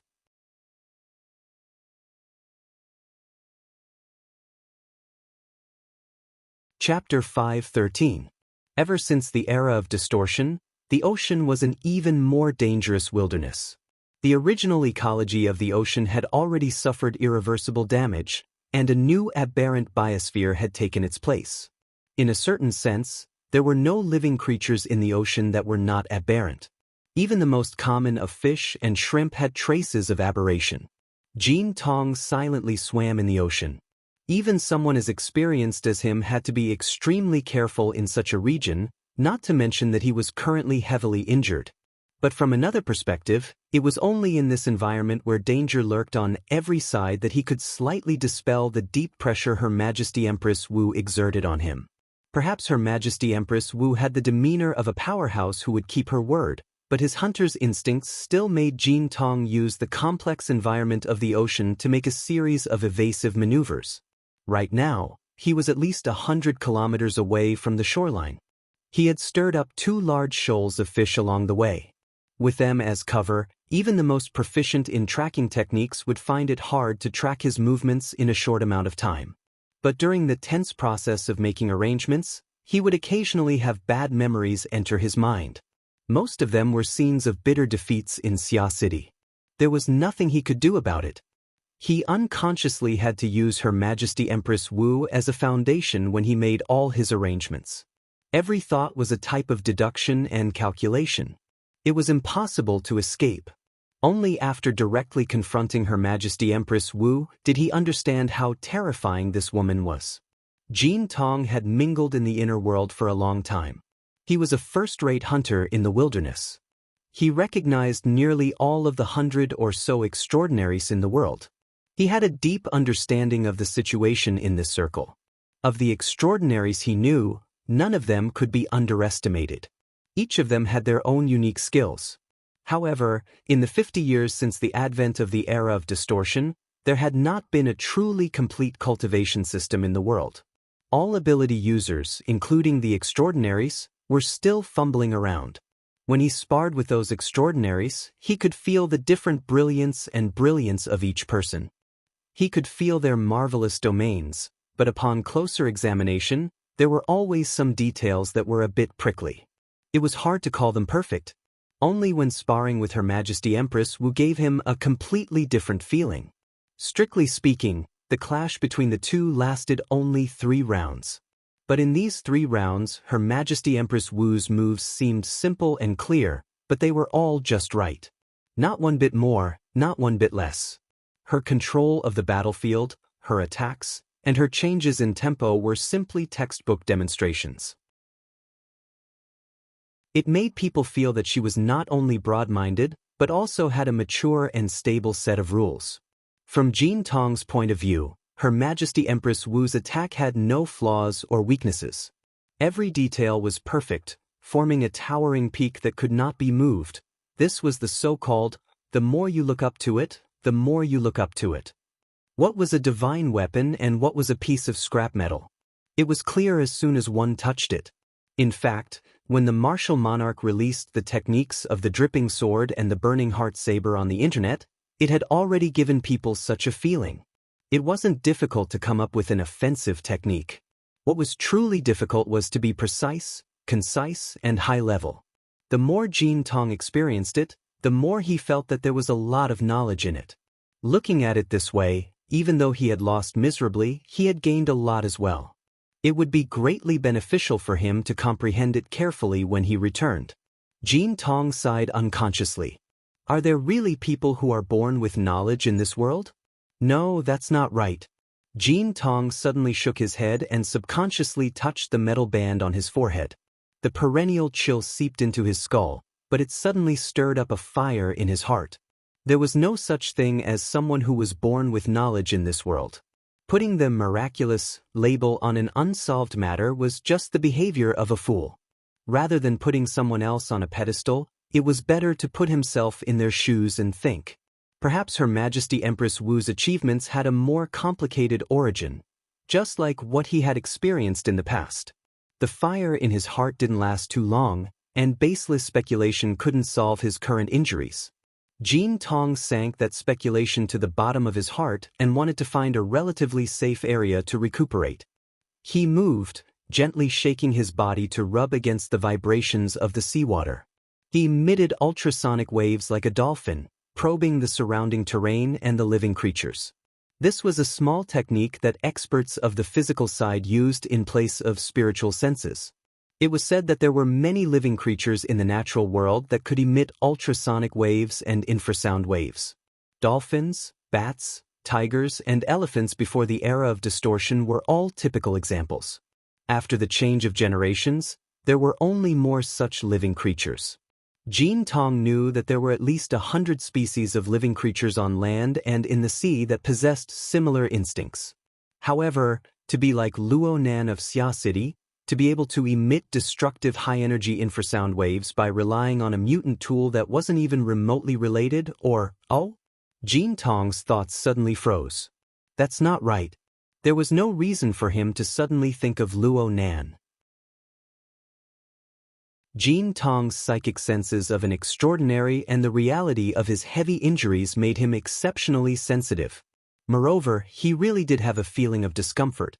His figure suddenly came to a stop, calmly hovering in the seawater. He temporarily stopped using ultrasonic waves to probe.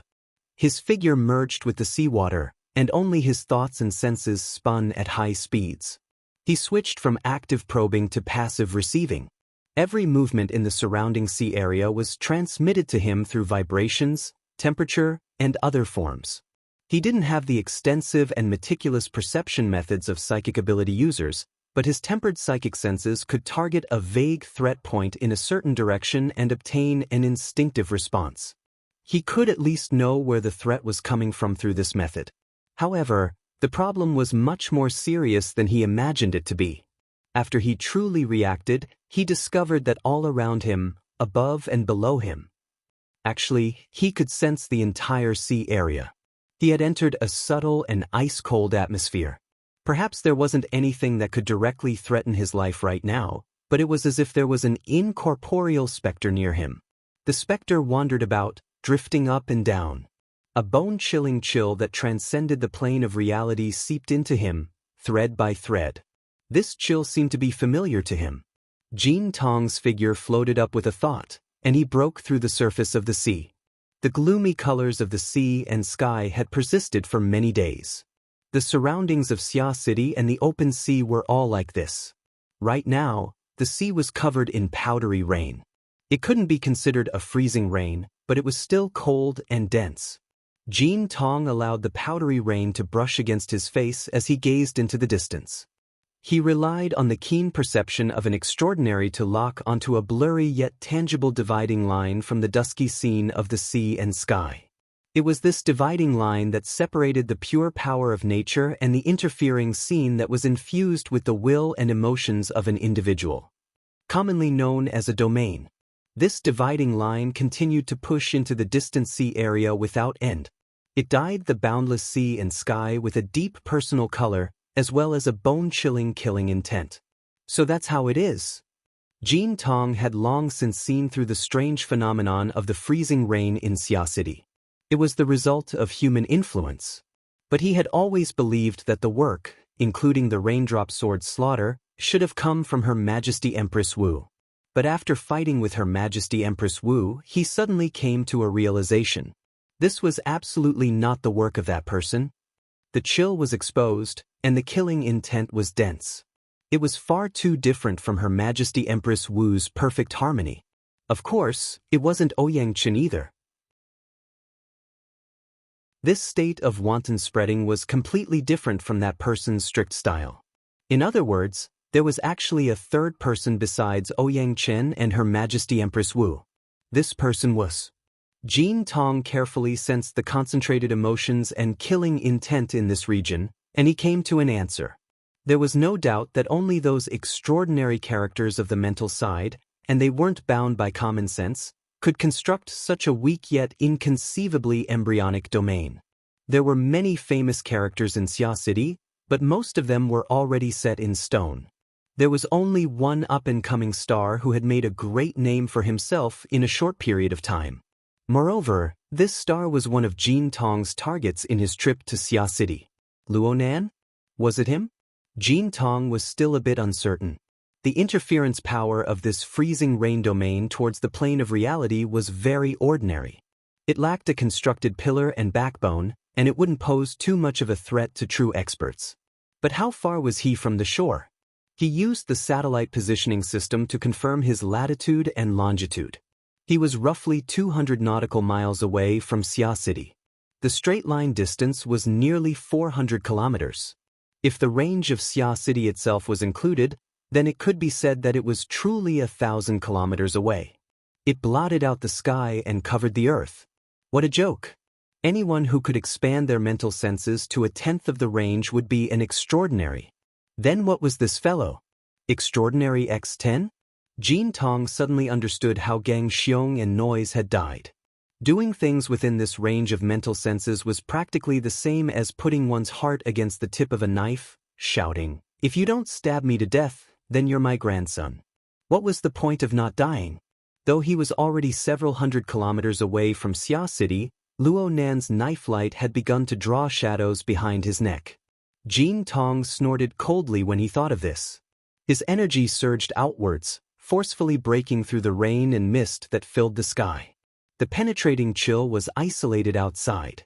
He soon discovered that this was meaningless. He suspected that Luo Nan's domain did not specialize in confinement and killing. It was more like a carrier for mental senses. So what if he drove it away and shielded it? The dividing line of the sea and sky scene was several dozen kilometers wide. It was vast and mighty, and it was hard to see the end. How could he drive it away with the strength of one person? Could it be that he had guessed wrong? Luo Nan had the strength of one person. How in the world did he accomplish this?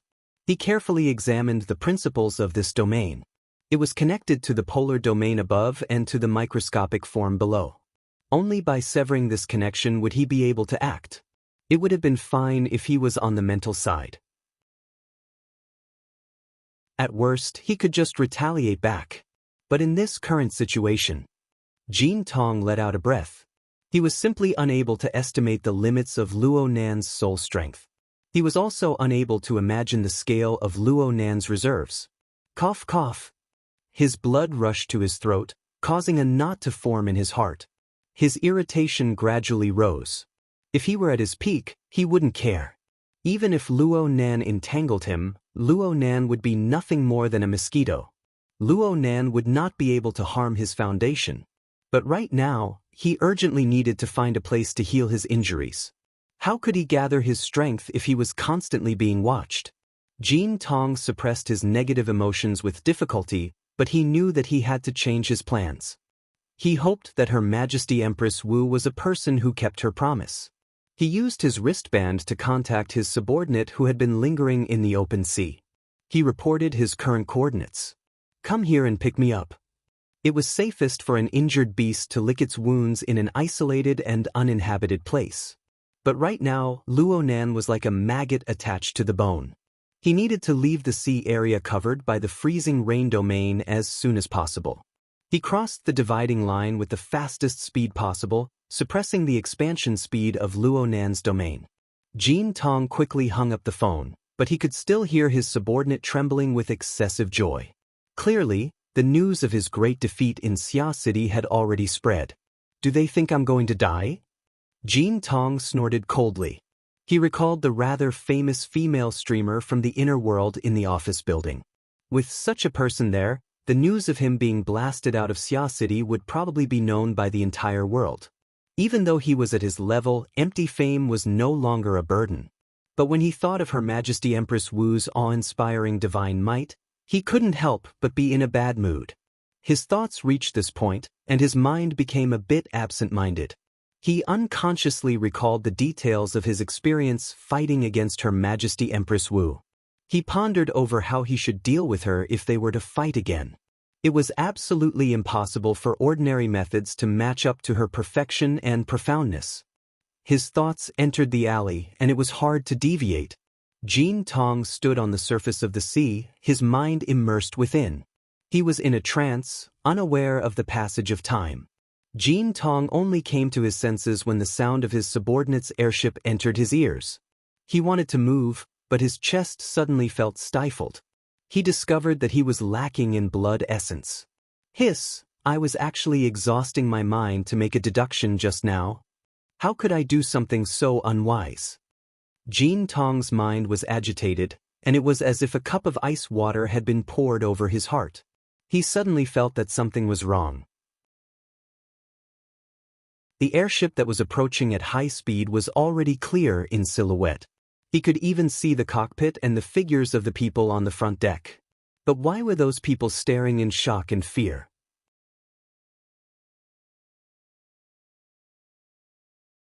Chapter 5:14. The airship came close to the surface of the water. Someone on the deck finally struggled out of his terror and shouted loudly to remind his captain.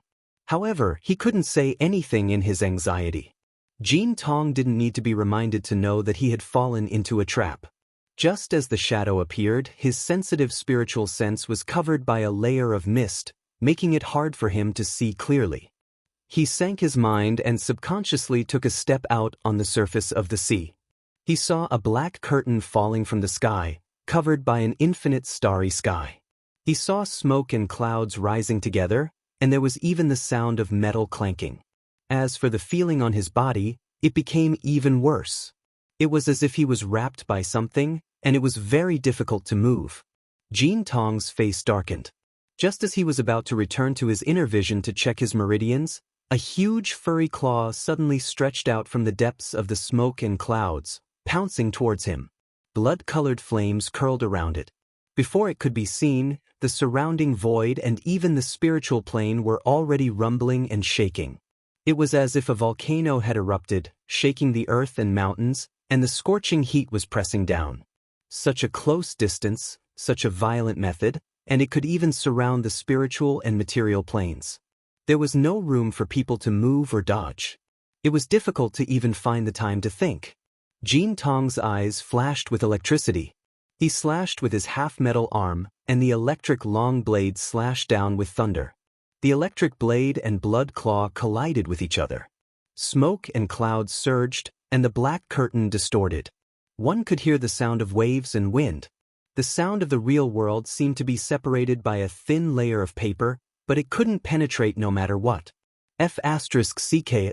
Jean Tong's hostility increased, and he slashed down with another electric blade. Electric arcs flashed like a dragon. When the dual-purpose airship crashed into the water, the members of the 5 metal hunting group on it saw Jean Tong submerged in a cloud of flickering smoke. Within it, there was a blood-like flame burning, and there was also a long chain of electric light darting left and right. The light was dazzling, but the cloud was cloudy and constantly expanding. In the blink of an eye, it covered an area of several square kilometers. It was even more impenetrable. At most, they could see some blurry silhouettes. There was their captain inside, and there was also a huge and shocking demonic shadow. It seemed like they were engaged in an intense battle. The person in charge of the airship was a bald man named Tong Kan. He was also an architect with a combat strength of B-. He was quite famous in the inner world for his brutal and fierce close combat skills. He was a first-rate grandmaster of combat, and was the classic example of someone who was careless on the outside but meticulous on the inside. He was in the control room right now, looking at the marvelous scene on the surface of the sea. He thought to himself, could it be that Xia City is unforgiving? Could it be that they sent people to hunt me down? Could it be that 2 extraordinaries are fighting with their extraordinary domains? If that was the case, then he shouldn't have gotten too close. He ordered loudly, turn the rudder quickly. Who would have thought that not only was the cloud expanding at an extremely fast speed, but it was also leak-proof? Suddenly, a long lightning dragon appeared at the edge of the cloud, tearing through the clouds and pouncing towards the airship. Be it in the steering room or on the deck, the group of people turned pale with shock. "Leader, it's us." His words were completely useless. The lightning flashed at an incredible speed. In the blink of an eye, the uncontrollable lightning dragon hit the airship head-on, sending electric arcs everywhere. It must be said that this was Jin Tong's ride. Considering the range of his abilities and the complex environment he was using it in, all the important areas had been isolated by electromagnetic force. However, if the power of extraordinaries was so easily blocked, then they would be underestimating the apex powerhouses of this world too much. The electromagnetic fields interacted with each other, and the killing intent of extraordinaries poured into the airship as catalysis. A considerable portion of the airship's electronic components were instantly burned down. There were even a few unlucky fellows on the deck who were struck by the electric arcs. Their entire bodies caught on fire, and they were sent flying into the sea, sinking to the bottom. Leader! Boss! The members of the hunting group on the deck covered their heads and scurried away like rats, but they didn't forget to call out in warning. However, the response from the cloud of smoke was a second lightning dragon that flew up. Miserable howls rang out in the control room. "We've been sucked in. Get lost." Tong Can threw himself over to personally take control of the helm, but the steering gear could only turn idle. The system interface next to it was distorted and indistinct. The corresponding powerful electric and magnetic fields exerted their effects at the same time, causing the airship's structure to warp violently. At the same time, the people on the airship were also warped. This was the destructive power of extraordinaries, but how did it end up on their heads? In the control room, Tong Can was in a daze from the fall. He didn't know how many pieces of equipment had been crushed under his body. As he struggled to get up, his body suddenly stiffened. He could clearly hear the sound of violent panting. How familiar was that sound? It was clearly his leader's voice. He raised his head in shock, but he didn't see anyone. Instead, he saw that the airship had at some point entered a dark and chaotic area. It was lost and he didn't know where it was going. The next moment, the electric arcs were as majestic as the sea, instantly submerging the airship. Huff, huff, huff. Jin Tong's breathing became increasingly heavy, and his mind buzzed. Fortunately, his thoughts were still flowing. Was he dead? Would he still be alive? He wasn't pessimistic enough to give himself a definite answer. He just wanted to know if the sanguine ape behemoth that he had killed 7 times in a row would come back to life. After falling into the dark veil of smoke, he thought that he should fall into an extraordinary domain, like the logic world. The domain of constructing spatial faults was a very popular direction. It was Luonan, right? The domain he constructed was very low level, and its stability was terrible. It even exposed a few laws and foundations. Luonan could faintly examine its framework. It was simply an incomplete embryonic form. Jin Tong didn't have any thoughts of looking down on Luonan. He just looked down on Luonan, who had inexplicably fallen into a trap. What kind of trash was he? He felt that he had already overestimated this mental genius, but reality was even crueler. He didn't know where Luonan got this monster from, but its offensive power was absolutely strong. There was clearly some sort of resurrection ability within this smoke. Jin Tong beheaded it again and again. He tore it to shreds, but it always reappeared within a mass of bloody light. Its strength didn't seem to weaken at all. Alright. Frankly speaking, compared to the resurrection of the sanguine ape, this smoke, this starry sky, this black veil, this shadow, this powerful enemy. Where did it come from? Who did it change to? These were the big questions that pressed down on one's heart. Jin Tong impatiently wanted to understand how this domain worked. He wanted to know where the specter that was reflected in the lake of his heart came from. Compared to the sanguine ape, which was at most a B+ rank attack, the incorporeal specter that possessed his body was his greatest calamity. The incorporeal specter had been manipulating Jin Tong in the dark throughout the course of his battle with the sanguine ape. It took advantage of Jin Tong being heavily injured to the point that his foundation was unstable to extract an unending stream of blood essence from his body and scatter it into the depths of the boundless smoke. Jin Tong felt as if he was carrying a heavy burden, as if he had lost a great deal of blood. Considering the effects of the domain, Perhaps he had contributed to the resurrection of the sanguine ape behemoth. The specter was so indistinct. It seemed real yet illusory. Jean Tong looked back several times, but he couldn't find it. He even wanted to chop off the flesh on his back in order to feel refreshed. Fortunately, his most basic rationality was still there, preventing his morbid wild fantasies. He just didn't understand. Luo Nan this junior. How long has it been since he got up? How did he get these resources? Before this thought was clear, another threat came from ahead. The eighth resurrection? Jean Tong was gritting his teeth when he suddenly discovered that it wasn't the sanguine ape that came out. Instead, it was a middle-aged man, and he looked quite familiar. Jean Tong didn't move for a time. He looked at the middle-aged man in front of him, not saying a word. The middle-aged man walked over with 2 steps, and his body transformed into black smoke. He seemed indistinct, but there was a sense of seriousness that was real and not illusory. His aura was scorching hot like magma. Fire poison gushed out and poured over. This was the sole body of black smoke? Jean Tong thought of a major event that happened not too long ago in Xia City. It shook the inner world. There were 2 main characters in the story. One was Tian Bang, who was known as Blood Prison. The other was the elder of the Blood Flame Order, Mo Lun. That's right. Though there were some differences in the details, the aura was exactly the same. Jean Tong had interacted with this veteran power a few times in his early years. They could be considered acquaintances. It's you. Aren't you already dead? Could it be you? Jean Tong's wording was a bit messy. On one hand, the situation was changing more and more strangely. On the other hand, the embryonic domain that was constantly expanding and condensing released even more information when he switched targets. He needed to carefully examine it. It was difficult for him to be distracted. Mo Lun didn't respond. He didn't say a word as he pounced forward and fought Jean Tong. Jean Tong didn't fear Mo Lun even though he was currently heavily injured due to the difference in realms between an extraordinary and an architect. What's more, this fellow's combat style was clearly somewhat stiff and inflexible. He wasn't like a living person. Was he a puppet? Actually, Jean Tong could have beheaded Mo Lun in the 5th round, but he didn't do so.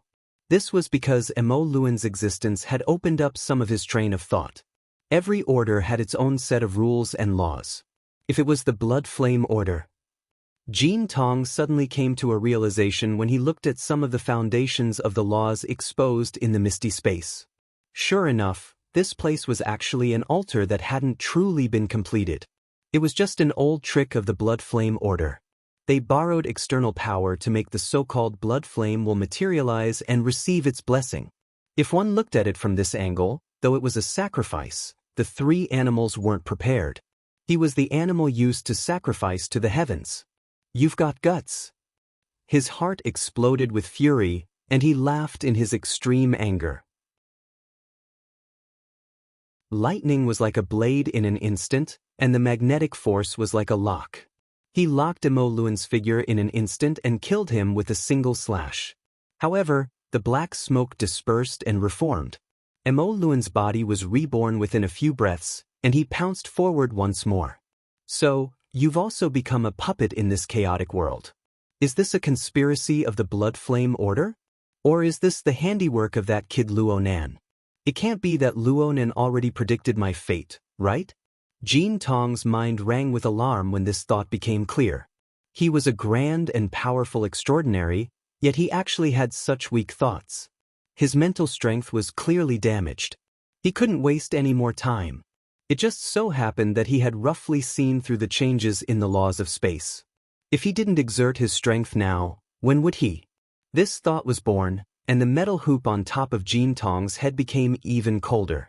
A slight pain pierced his forehead, and it changed in an instant.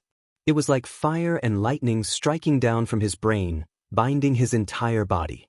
Jean Tong's pupils darkened as the pain assaulted him. The lightning and magnetic field ring retracted within his body, allowing Mo Lun to attack within.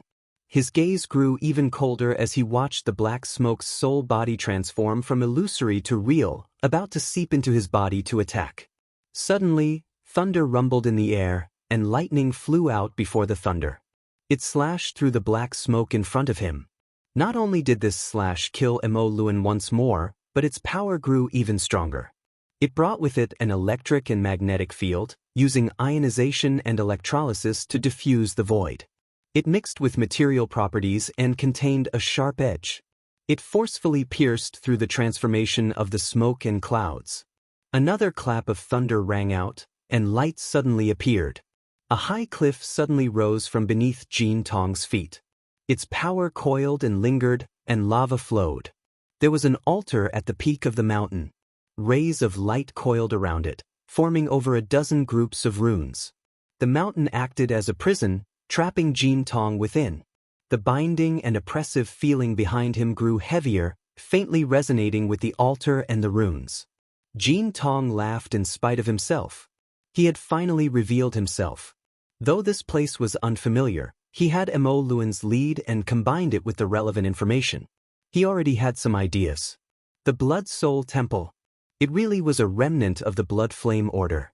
What was the relationship between Luo Nan and the Blood Flame Order? Forget it. None of this was important. It could be seen from the attack just now that Jin Tong's extraordinary strength had already exceeded the bearing range of Luo Nan's embryonic domain. Then no matter how miraculous the Blood Soul Temple was, it was nothing more than an illusion to him. Could it be that Mo Luan was no longer reborn? He had even used his own psychic perception to capture the location where Luo Nan was suspected to be. That fellow was right above his head. Did he really think he was some sort of supernatural being that overlooked the world? Die! Jin Tong didn't give Luo Nan any time to react. Lightning condensed into a flying spear, and he raised his arm, ready to throw it. His strength was about to be released, but a few ice-cold fingers pressed against his wrist at this time. Behind him, Jin Tong's hair stood on end in an instant. Lightning swam around his body. Under the catalysis of the powerful electric field, his figure seemed to have shed the boundaries of an ordinary body. He twisted into light and pounced forward. He turned back in the blink of an eye, and the thunderclap lightning blade hummed as it slashed forward. The lightning had yet to arrive, but a figure had already appeared. Jin Tong's heart thumped heavily. He felt a bit stuffy. Wu Zhao. The person behind him wore a white shirt and trousers. His black hair was like a waterfall, and he held a scroll in his hand. It was Her Majesty Empress Wu, who had just beaten him to the point where he couldn't even fight back. Jin Tong's mind nearly exploded in that instant. The only thought in his mind was to turn around and leave. But a second wave of stimulation from the metal headband poured into his mind, catalyzing his state to an unprecedented peak. His mind was even more marvelous. It was as if the heavens were helping him. His gaze swept past, and he suddenly saw a faint shadow on Empress Wu's shoulder and flank. It was like limbs were spreading out. It was like a demon had appeared in a trance. This shadow, it was an incorporeal wraith. It was in the shape of a spider. That's right, the human-faced arachnid. Jin Tong seemed to understand a lot in that instant. He could clearly feel a great loss of blood and energy in this moment. It was as if a demonic god had chopped off half of his flesh and blood. And the flow of the vital energy of the flesh and blood was the amalgamation of the martial monarch and the human-faced arachnid before his eyes. To be precise, it was the image of the martial monarch that the human-faced arachnid had stripped from the depths of his mind. Jin Tong stared fixedly at this demonic image, and a few questions that were hard to solve were connected in his mind bit by bit. Without a doubt, this human-faced arachnid was the one that had possessed his body and soul. Its attack channel was most likely the crack in his mind that had appeared when he faced the martial monarch's miserable defeat. The human-faced arachnid had taken advantage of the flaw in his mind to extract a steady stream of blood essence and vital energy. It had fed Luo Nan's embryonic domain and propelled the operation of the Blood Soul Temple. Now this thing had done something even more inconceivable. It had actually used the demonic barrier in Jin Tong's mind to condense his energy and form the shadow of Her Majesty Empress Wu, using my heart's demon to kill me. This method is truly marvelous. What a monster! Jin Tong spoke, but he wasn't angry. Instead, he was happy. He laughed loudly. In the end, Luo Nan is still a junior. She saw that I had broken through her domain and was about to attack. She was worried, so she ordered the human-faced arachnid to forcefully extract her blood energy. This caused the demon within her body to transform into a demon outside of the martial monarch's form. Perhaps this would have been a brilliant move against the mental side. But I am a fleshly extraordinary who slaughtered my way out of a pile of corpses. Do you really think that I, your father, lost to the martial monarch, can't even beat her shadow? Amidst his loud laughter, electricity coiled around Jin Tong's body. He rebuked the clouds. Very good. As long as I can slay the martial monarch's demonic shadow, it is the same as slaying the flaw in my own mind. I will cut off future troubles. Even if I lose a great deal of blood essence, I will still have gained. When the time comes, I will regain my freedom and open a new world. Jin Tong's laughter had yet to fade away when the stimulating power of the metal headband increased for the third time. He didn't hold back at all. He no longer cared about the injuries on his body. He operated with all his might, pushing the transformation of his body and soul to the limit. It was as if he was still in a state of being aided by the gods. The more painful it was, the clearer it was. Ayah! Jin Tong launched an attack at the shadow of the greatest enemy of his life, and the martial monarch's demonic shadow advanced noiselessly. The two sides clashed, colliding dozens of times in an instant. Then, electricity scattered in all directions, and the magnetic field collapsed. Jin Tong spat out a mouthful of blood, and his chest almost collapsed. He had suffered a fatal blow from the martial monarch's demonic shadow, but he cracked a smile. He counterattacked amidst his smile. It was no longer the imposing electricity, but the purest straight punch. His long arm was like a sword as it pierced into the martial monarch's demonic shadow's chest. I'll learn from you. Once the wondrous meaning was felt, the inside and outside became bright. A speck of spiritual light shone through the universe. Jin Tong laughed loudly. He was about to take advantage of the situation and break the domain's embryonic form in one fell swoop, but his laughter suddenly became hoarse. It was also a straight finger. It passed through the martial monarch's demonic shadow, which had already begun to collapse, and pierced his extended arm into his chest. Wherever it hit, the blood coagulated and then spoiled. His internal organs accumulated fluid and rotted in the blink of an eye. His body decayed, and his white bones were exposed. Moreover, it spread throughout his entire body at an astonishing speed. One finger destroyed his entire body's vitality. Jin Tong's expression froze.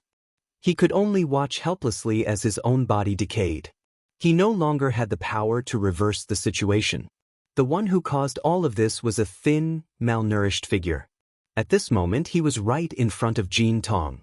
He slightly leaned to the side, letting Jin Tong's stiff straight arm pass by. His eyes were tranquil and nearly empty. Jin Tong had seen this figure before. Just today, before he entered Xia City, he confirmed his most important objective once more. 16 billion in wealth, 2/1000 of the shares, and the authority that was closest to the apex of the world. Jin Tong's eyes widened. He wanted to reach out and grab it, but that figure dissolved like mist, leaving no trace behind. The Blood Soul Temple shook. The clouds hung low in the sky, and bloody light surged. Jin Tong's mostly decayed body was on the altar. His feet had already sunk into the altar. It was not accurate to say that he had sunk. It was more appropriate to say that he had dissolved.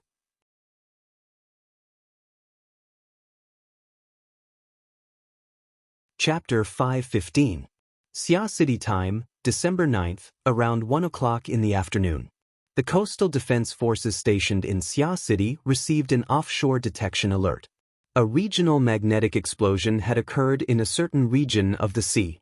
Although it didn't directly affect normal production and life, it could cause interference to the mutant life forms in the nearby region. Although it was already the end of the year and the astronomical great tides had subsided, the Coastal Defense Forces still didn't dare to lower their guard due to the turmoil in Xia City. They had been upgraded to the 3rd level of combat readiness.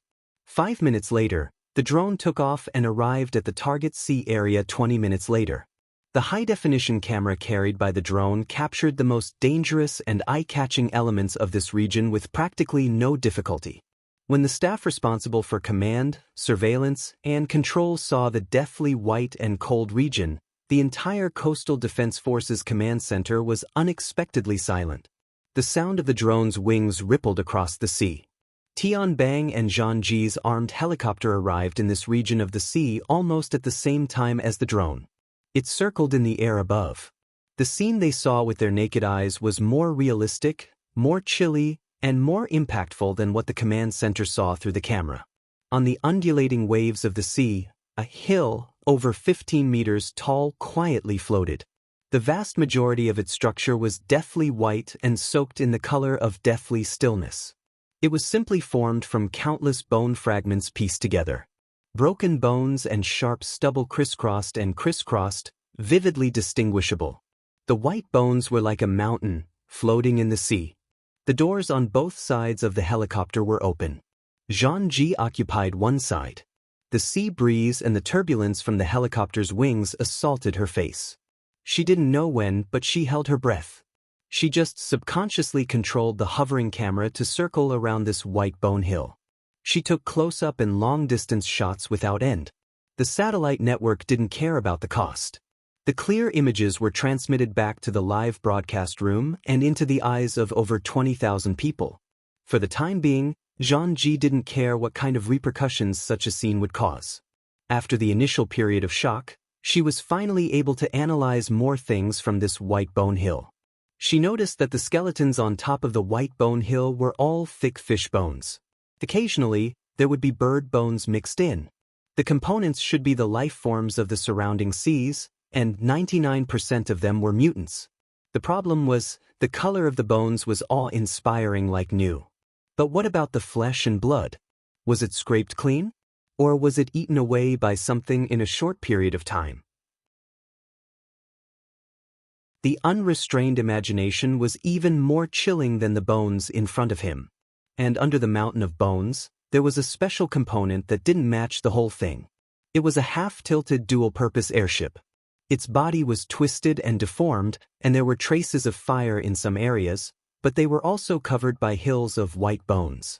It was precisely because of the existence of this ship that the dense bone mound obtained enough buoyancy to float on the sea surface. Zhang Ji shifted the camera and scanned the ship. Finally, it locked onto the ship's number and name. Gold accumulation. Zhang Ji scanned through the information in her head, and her breathing became a little stifled. This is the transport vehicle of the 5 metal hunting group. From the looks of it, they might have been completely wiped out. She didn't get a response from Tian Bang. It wasn't just because of the noise from inside and outside the helicopter. In fact, ever since they arrived in this area, Tian Bang, who had always liked to joke around and take advantage of others, was surprisingly quiet. At this time, he just knocked on the headset, signaling the pilot to come closer. When the helicopter was almost directly above the white bone mountain, Tian Bang, who was at the other side of the hatch, jumped down without any warning and landed on the top of the white bone mountain.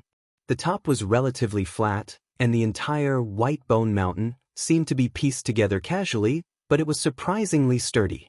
The entire white bone mountain didn't move at all even after Tian Bang jumped down. There was such a thing? Seeing this, Zhang Ji also wanted to jump down, but just as she moved, she saw Tian Bang waving at her, stopping her. Was there any danger up there? If it was just danger, Zhang Ji wouldn't care. But on top of the white bone mountain, Tian Bang's expression was unprecedentedly stern and grave. It directly stopped Zhang Ji from challenging his patience. In the next moment, Zhang Ji saw the format of fire outside Tian Bang's body. He reached out with his arm, but this time, he was absorbing the seawater below the white bone mountain. The undulating sea surface was like a dragon sucking in water, and a whirlpool formed. A stream of water directly rose up and went straight to the top of the white bone mountain. Another stream of water flowed from bottom to top, submerging the bottom of the white bone mountain and the foundation of the ship. The seawater rose and fell, instantly washing the white bone mountain. On the mountain, the cracks in the bones and the holes in between had water flowing up and down. What was Tian Bang doing? Zhang Ji didn't understand. There were countless ability users watching the live broadcast right now, and they had the same thoughts as Zhang. However, Luo Nen didn't care about their discussions and debates in the live broadcast room, the forums, the chat group, and various other channels. Luo Nan was sitting in the waiting area of Xia City's administrative hall right now. Since it was Sunday, most departments weren't working. There weren't many people here. Qin Ikuin, who was in charge of security, was very idle. He held a flexible screen and watched the live broadcast. The display showed the white bone mountain in the open sea, as well as the trajectory of the surging water. Luo Nen only scanned it twice, closed his eyes, and pondered over his own matters. He was a participant, the leader, and the manipulator of this entire situation. He was also the true winner of today's bountiful profits. Even though it had been some time since the matter, he still needed to calm his mind and straighten out his subsequent train of thought. Yes, he had used his own various resources to successfully behead Jin Tong. This was an amazing accomplishment. And the core thing that allowed him to realize this accomplishment was the altar frame that he and the Wraith sign had constructed together. It could be called the Beast Fighting Arena. In the marvelous space constructed by the order frame of formatting theory, Luo Nan was the controller. He had always been playing a game of balance where there were gains and losses, Luo Nan had experienced something similar before. At the time, the Wraith sign and Rei Wen had exchanged pointers on the altar. They had risen in level at the same time, ultimately prompting the awakening of Rei Wen's supernatural powers. Another time, the Wraith sign had crossed space to confront the human-faced arachnid of the Order of Justice. Through these two experiences, Luo Nan had a general understanding of the operating rules of the altar. As long as one maintains self-will here, one would be able to borrow the power of the sacrificial offering to ascend and break through. One was bound to gain something here. But at the same time, those who stepped onto the altar were sacrificing themselves in order to comply with the ultimate rule. The winner takes all. The loser withered and perished. And relative to the rules, the only people who had special privileges were Luo Nan and the Wraith sign. The Wraith sign was the provider of the altar frame. It possessed the most cunning instinct to utilize the rules. Even if it failed, it could find a scapegoat. The Wraith sign was the one. Luo Nan was the controller and supporter of the altar frame. Naturally, he surpassed the Wraith sign. He was the one. But for now, Luo Nan was a person with special privileges. He was still fumbling with his own rights. He profited from this and received offerings, but he could not determine victory or defeat between the sacrificers. Right now, the only thing he could control was deciding what the sacrificers could offer and what they couldn't offer, what they could obtain and what they couldn't obtain. For example, though I know your pockets are rich, I don't want money. I only want your fingers. I also know that you are very hungry, but I won't give you food. Instead, I will gift you with beautiful clothes. And so on. Luo Nan was adjusting throughout the entire battle. He constantly increased the consumption of Jin Tong's flesh and blood according to Jin Tong's state. This allowed Jin Tong's thoughts to grow clearer and clearer, but it also consumed a great deal of mental energy. He maintained the balance of the rules of the altar, but he imposed the imbalance of demands onto Jin Tong's body. From this, he controlled the overall situation. Of course, the most fundamental rule of the altar was that the winner takes all. If Jin Tong really made it through this hurdle, Luo Nan would have no way of stopping him from soaring to the heavens. In reality, one really couldn't underestimate the wisdom and accumulation of any extraordinary. Jin Tong really was going to succeed in the end. However, Rei Wen appeared just in time. Jin Tong's spiritual awareness broke through the barrier, and his flesh and energy were completely exhausted. She dealt a fatal blow. Everything that Jin Tong had was completely obtained by the side that Luo Nan supported. Right now, the bright imprint that came from Jin Tong's body was climbing up the mountain of the Blood Soul Temple. It passed through the stone forest and the lava lake. Even though the strange energy was melted away, it was unharmed. It passed through the courtyard and the garden. Though the shepherd's imprint was left behind, it did not stop this object. Then there was the third level of the cave. The stone statues of the mushed-mouth ape and Emolun were already placed here. This was also the place where Luo Nan could most easily mobilize his combat strength. However, the bright imprint didn't stop at all. It clearly didn't match this cave. This speck of wondrous bright light followed the shape of the mountain of the Blood Soul Temple, winding and lingering. It rose bit by bit along with the flowing lava, all the way to the 4th level. When it reached the group of buildings that resembled temples and halls, it broke away from the flow of flames and entered this place. They were truly on completely different levels. Luo Nan more or less grasped some of the changes in the levels of the Blood Soul Temple. The first level of the Blood Soul Temple was the stone forest and the lava lake. It was a place to digest foreign strange energy. The second level was the stone garden. The shepherd's imprint was stored there. It could barely be considered a place for guests. This was because the few members of the Blood Flame Order had yet to complete the construction of the Blood Soul Temple. It was not easy to control them. Who would have thought that Luo Nan possessed the power of hell in this world? He borrowed the control of the human-faced arachnid to forcefully take down the Blood Soul Temple. As for the third level of the cave, looking at the stone statues of the mushed-mouth ape and the Emolun stone, it should be used to store the imprint of the architect. The 4th level of the temple hall was confirmed to be used to place the imprint of extraordinaries. Jin Tong was the first resident of this place. Then the 5th level was given to the legendary Blood Flame Will. Next was the 6th step, which was the internalization of the Blood Flame Will. What was to be done? Luo Nan was unable to analyze the deeper level of theory for a time. He discovered that the temple hall of the 4th level had a complex structure with courtyards arranged in rows. In fact, the inside was completely empty. Jin Tong's bright imprint entered this place and arrived at a hall to the left. There was a vague structure of rooms and the like outside the hall. But that was all. Luo Nan thought back to the cave on the 3rd level. There were several faceless stone statues. He just needed to wait for the imprint to connect and fill the place with bloody light. Then there would be a supernatural phenomenon. However, there were no statues within the hall of the 4th level. Everything within the rooms was empty. The bright imprint was located in the center of the hall. It was lonely and pitiful.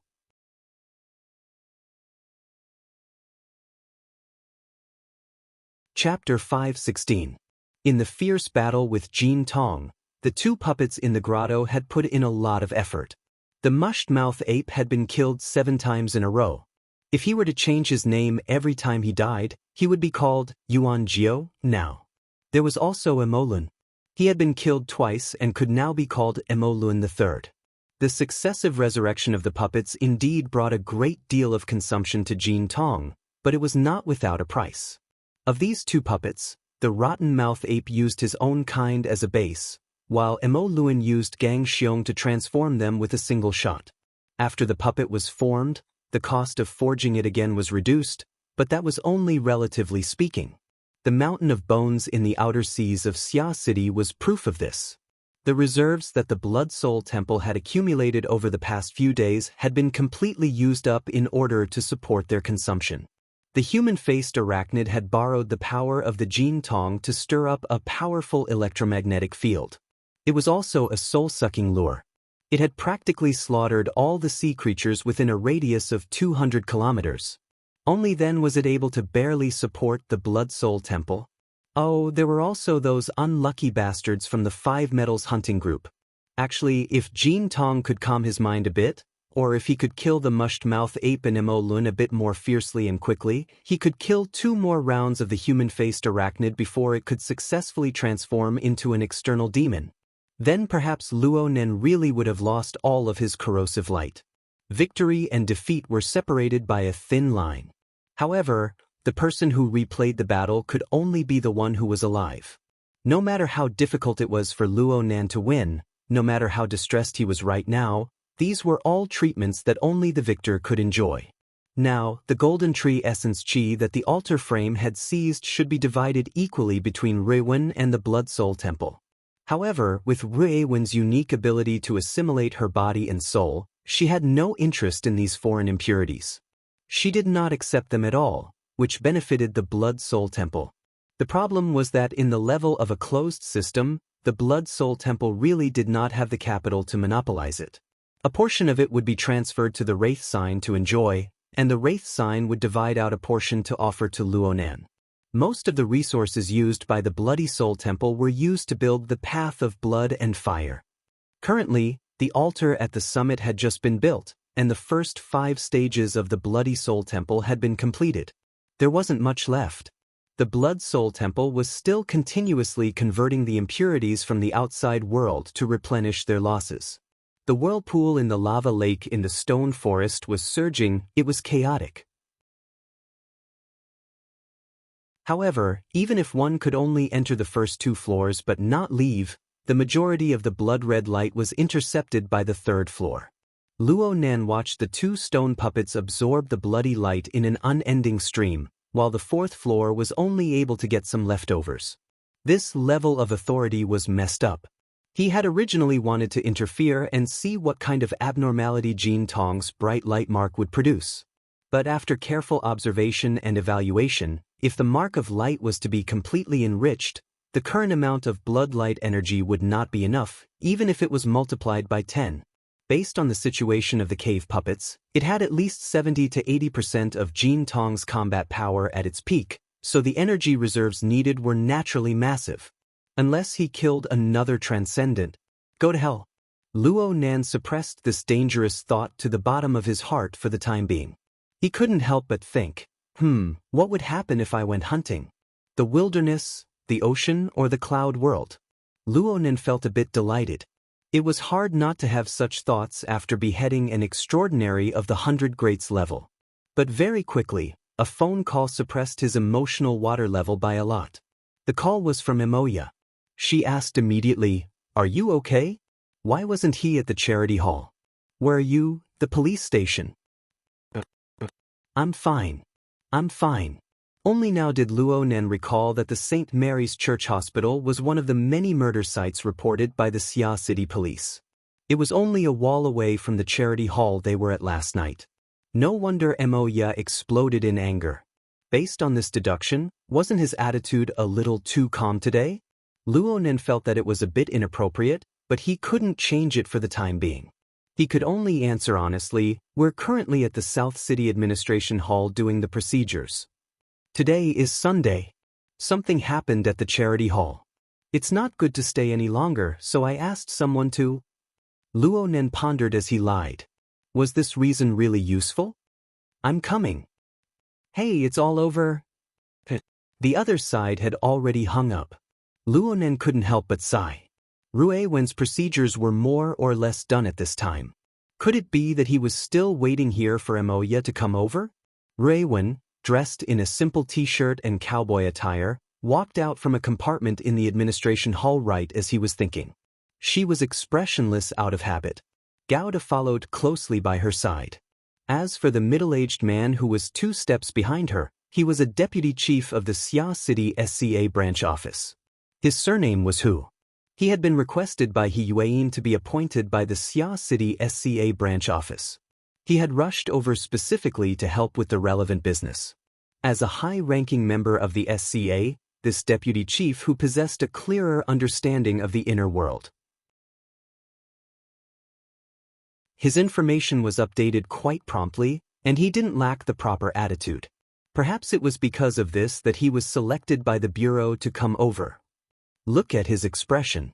In any case, it wasn't natural. After all, the previous person in charge of this business, the person who had arranged for Luonan's group to be sent to the St. Mary's Charity Hall, was currently in the police freezer with his 9 companions, waiting to be cremated. Quantum Corporation was responsible for all funeral expenses. Spending people's money. Helping people block disasters. It was nothing more than this. Ruewen didn't say a word. She walked to Luonan's side and stood there quietly.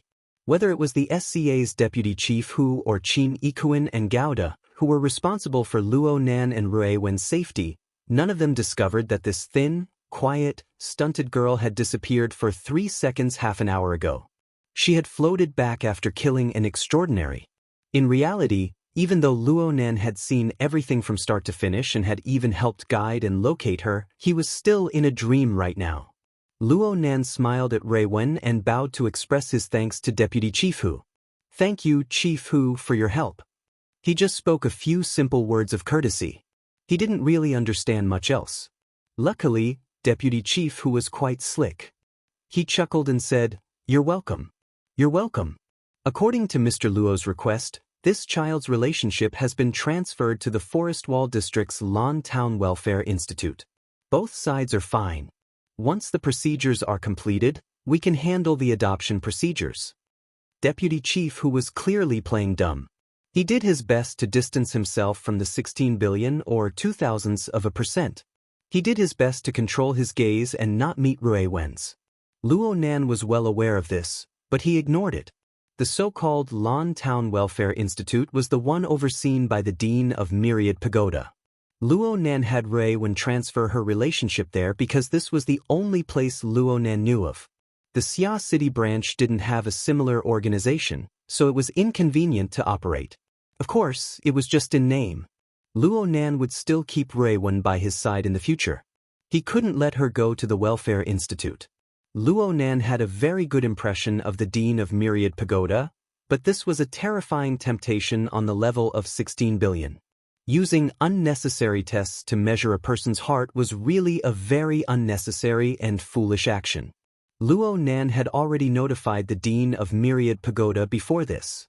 He would soon start the adoption procedures for Rui Wen. It was just that it was impossible for him to do this with his age. He needed to obtain the consent of his aunt and uncle. Emoya had left last night in order to get some information. He just didn't know what the results were.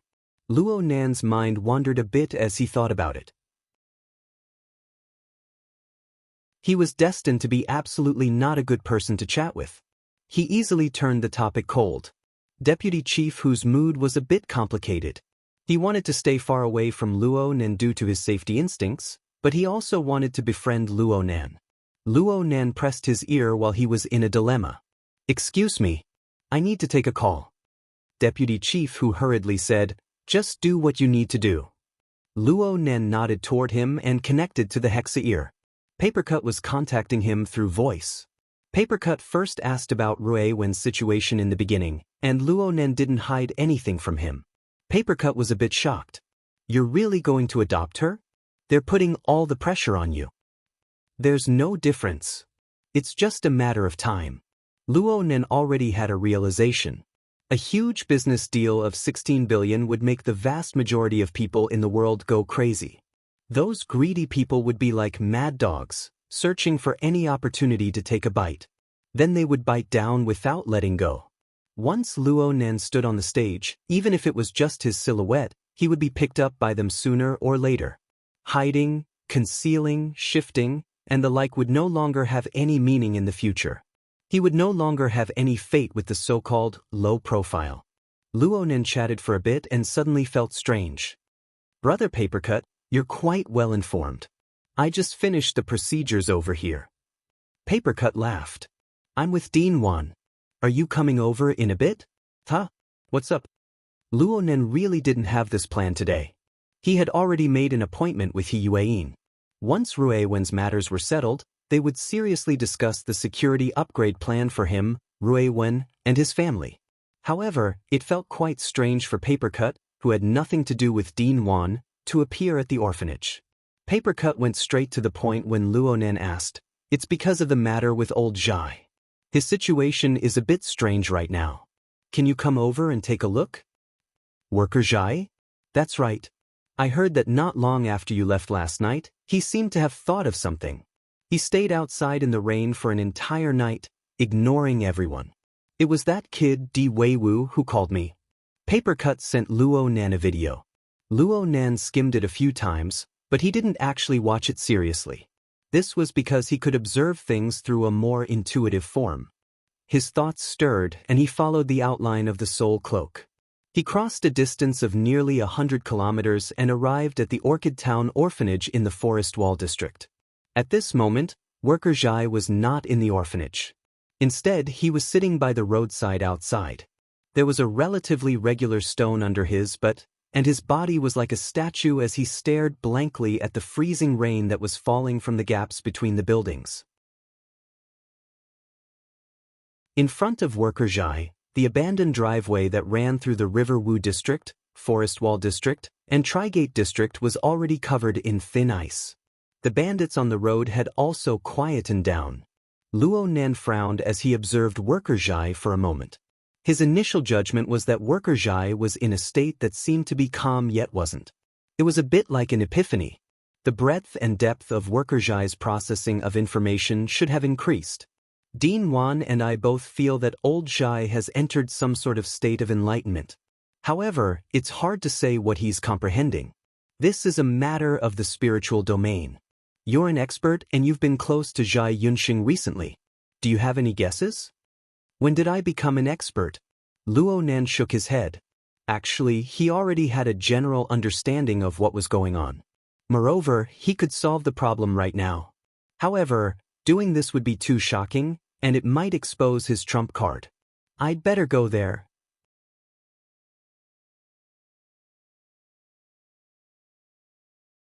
Chapter 517. Emoya, you must have been racing. Luo Nan looked at the time. Even if the South City District Administrative Hall wasn't that far away from the Santa Maria Charity Hall, it was a bit too exaggerated for him to have arrived so soon after hanging up the phone. I'll be there in a bit. Luo Nan gave Papercut a reply first, then he hung up temporarily. He waved his hand at Emoya. As soon as he raised his hand, he regretted it. Speaking of which, from last night until now, he had stirred up a storm in the city and killed so many people that his eyes were bloodshot. He had not considered anything else. Speaking of which, Emoya wasn't someone who could be easily dealt with just a random excuse. He seemed to have exposed too many flaws during this period of time. But at this stage, there was no point in confessing anything other than making his family worried. But on the other hand, if the situation did not improve, it would not be a good thing for the family to not be vigilant. At the end of the day, this was a dilemma. It was his impulsive decision to accept Rui Wen's burden, but he was unable to resolve the repercussions. This was the inevitable result. Fortunately, the fruit wasn't ripe yet. There was still room for development. He didn't have much time to think. Emoya arrived in a few steps. It must be said that Emoya was originally a super clothes rack. After entering the commercial company, her current attire was even more like that of a celebrity. She wore a punk-style motorcycle leather jacket on her body and wore sunglasses. She looked extremely cool and dashing. However, Luo Nan knew very well that the hard-soled boots she was wearing were very painful to kick. This was clearly just an outfit for the convenience of fighting. However, Emoya actually let out a sigh of relief after seeing Luo Nan and Ray when both standing in the hall, safe and sound. Perhaps she had been too worried and on edge, so she lost her energy here. Or perhaps she had to pay attention to maintaining a bit of her image in front of Ray Wen. She just took off her sunglasses and used them to nod at Luo Nan. You need to greet me in the future. Otherwise, how would I know if you're the one in the corpse bag that's being carried out? Luo Nan chuckled and gave an irrelevant answer. You came really fast. Of course. The rioters blew up a building just 2 or 3 blocks away from the Hall of Mercy. There's not even a ghost on the streets now. Don't you know? I know, but I had already left by then. It's only 4 blocks away from that building. What else could Luo Nan say? He could only smile. Fortunately, at this time, Rui Wen attracted his attention. Emoya took great pity on this silent, thin, and weak child. She laughed as she bypassed Luo Nan to touch Rui Wen's cheek. You didn't get scared, did you? It'll be much easier to stay at home in the future. Wow, the little guy's skin is so good. This was not the first time Emoya sighed with emotion. With Rui Wen's special innate talent of body and soul merging, her entire body was pure and translucent, almost inhuman. It wouldn't be an exaggeration to say that she was spotless and that her skin was, like, jade. Even with a magnifying glass, one wouldn't be able to find any flaws. It was useless for Emoya to be envious of him. Luo Nan was still worried. If Rui Wen wasn't used to Emoya's intimate actions and disappeared into thin air in a flash, that would be quite awkward. Fortunately, Ruewen was very calm and could even be said to be very obedient. She allowed Emoya to fiddle with her, but her eyes were always fixed on this woman who was a head taller than her. It seemed that she was observing her, and perhaps even a little curious. This is a good start. In the end, Emoya was still a semi-professional who raised a younger brother at home. She wasn't blindly unrestrained and passionate. After expressing enough goodwill towards Ruewen, she continued to close the distance from a new angle. Let me see. The wristband is already fitted. The SCA is the most active at times like this. Have you added me as a friend yet? Come. I'll be the first. Perhaps it was because she was stained with the blood of the Luo family, but Emoya was quite accomplished when it came to acting as if no one else was present. Deputy Bureau Chief, who was a bit embarrassed, to the side. He subconsciously coughed. He was a bit confused about the relationship between Luo Nan and Emoya. At first, he thought that they were ability users, or friends or lovers, but then he felt that it wasn't the case. They were most likely brother and sister. Why do I feel that it's a bit weird? Deputy Bureau Chief, who faintly felt that he had grasped something, but he couldn't make it clear for a time.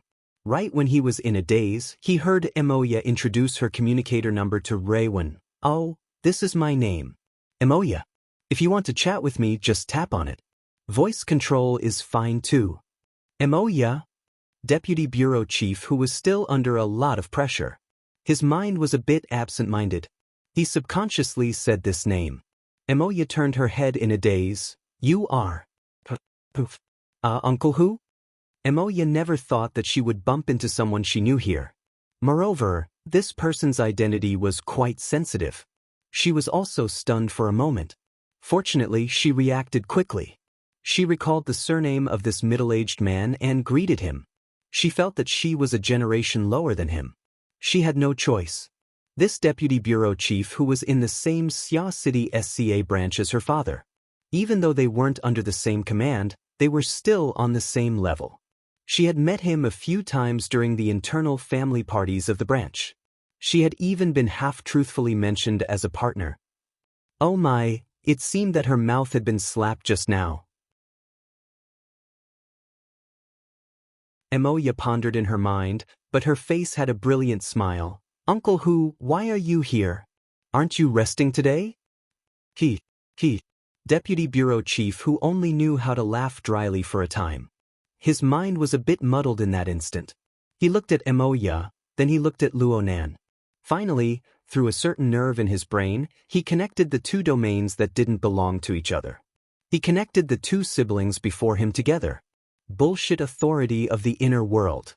Within a second, Deputy Bureau Chief who had cordially greeted the 18 generations of the ancestors of a certain big shot in the system who had decided to isolate the authority information system of the secular world and the inner world. He had severed the mapping relationship. He had also given an important explanation on the family relationships of this big shot. Did the PR company of the inner world cheat on your wife? Otherwise, why would they come up with such an idea that would even clog up the Photoshop? In this moment, Deputy Bureau Chief who recalled the flying shuttle that crashed near the SCA office building this morning.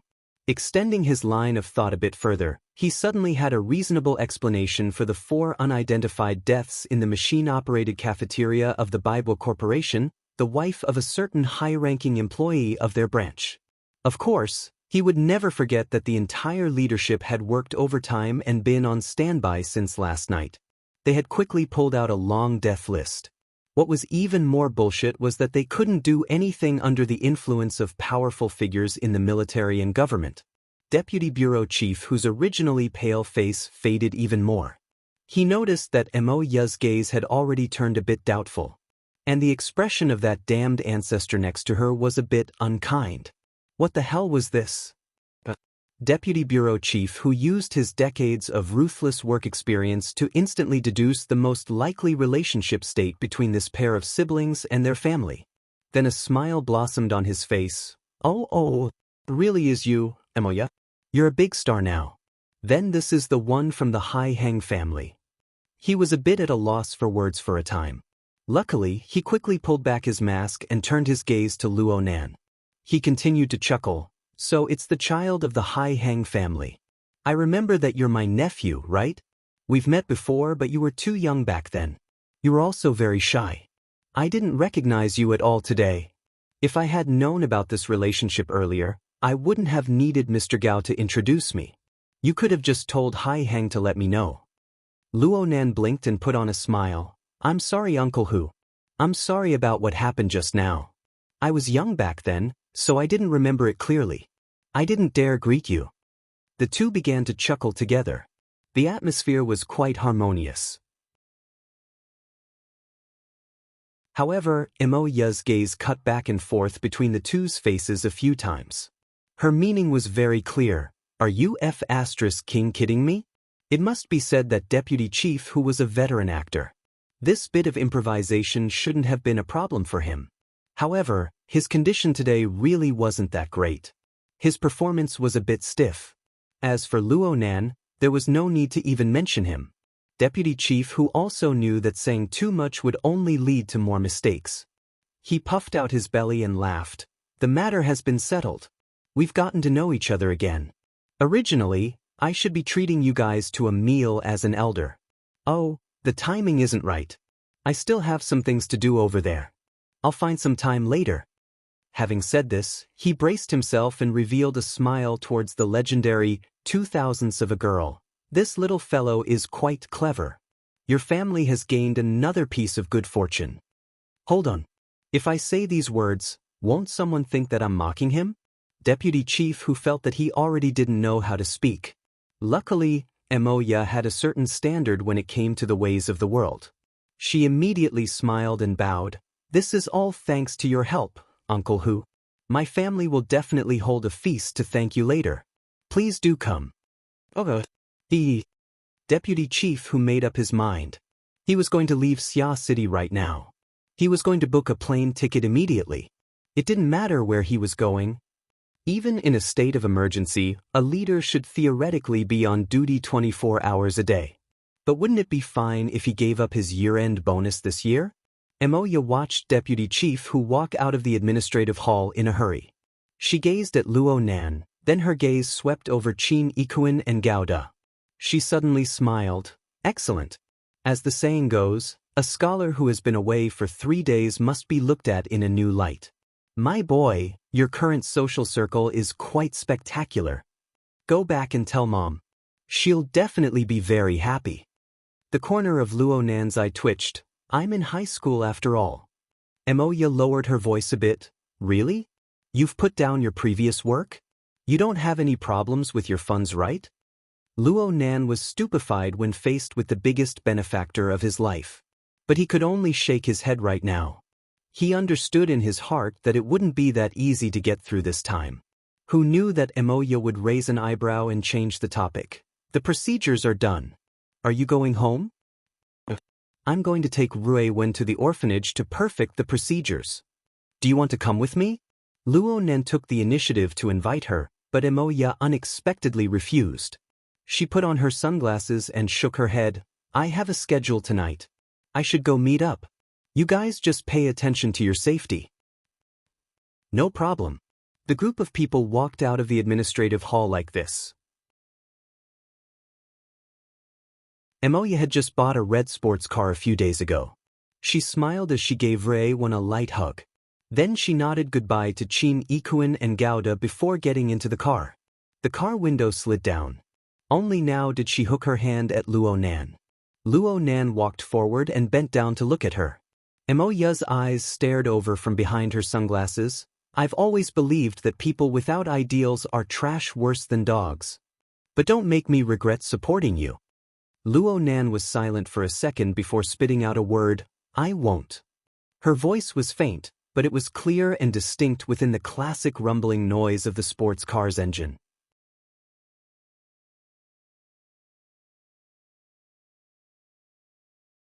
Chapter 5:18.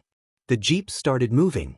It first headed south, circled around the Huanhai Highway, and headed toward the Western Forest Wall District. Luo Nan received Mo Ya's reminder in the car. He gave his aunt a call. The outside world was in a state of chaos. He had to report that he was safe no matter what. The call didn't last long. It ended after a minute or two. Everything was normal on the phone, but Luo Nen couldn't help but stroke his brows. He didn't know when his brows had become knotted.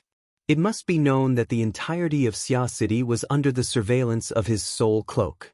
Luo Nan poured his thoughts into it, and no changes in the situation at home could be hidden from his eyes. Luo Nan's aunt and uncle were sitting in the living room at home right now. The two were silent.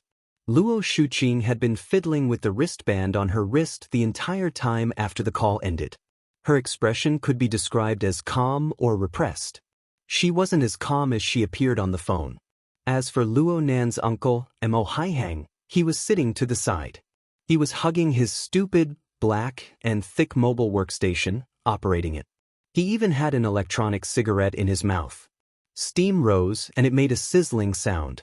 This scene made Luo Nan think of the time when he eavesdropped on Luo Nan's uncle and aunt's conversation. They and Moya. Where did their train of thought go? Luo Nan spoke subconsciously. He didn't want to hear an answer. He just wanted to calm his emotions a bit. Qin Yikuan, who was next to him, thought seriously for a moment. He replied, "From Miss Moya's behavior, perhaps she believes that your research results have been sold for a good price, or that you have a very powerful investor." Luo Nan was stunned for a moment. He turned his head. Qin Yikuan spoke softly, "The research of supernatural powers has made quite a bit of progress in recent years. It also represents a certain trend. Therefore, there has always been a lot of active capital in the outer circles of the inner world. They will always set their eyes on some projects with potential. They will use all kinds of methods to invest in relationships in an attempt to get a share of the pie. Of course, once capital is injected, whether ability users or capital is the leader will depend on the specific situation and analysis." Luo Nan went, "Oh." Qin Yikuan's words reminded him of something similar. Octopus and Cragburst had told him about this before. Octopus had yet to finalize his latest thesis, but a pharmaceutical company had already come knocking on his door. They wished to jointly develop relevant targeted drugs. It was said that the VM agreement was quite considerable. In this sense, it was not impossible to say that Luo Nan's research results could be sold for a good price. This is a good reason. Luo Nan was a bit moved. If he could do more research on this and gradually transfer his situation in the inner world, it would not be a problem. Instead of letting the family's imagination run wild, it was better to guide them in a controllable direction. In any case, uncle and aunt's acceptance of this matter should be better than ordinary people who had no concept.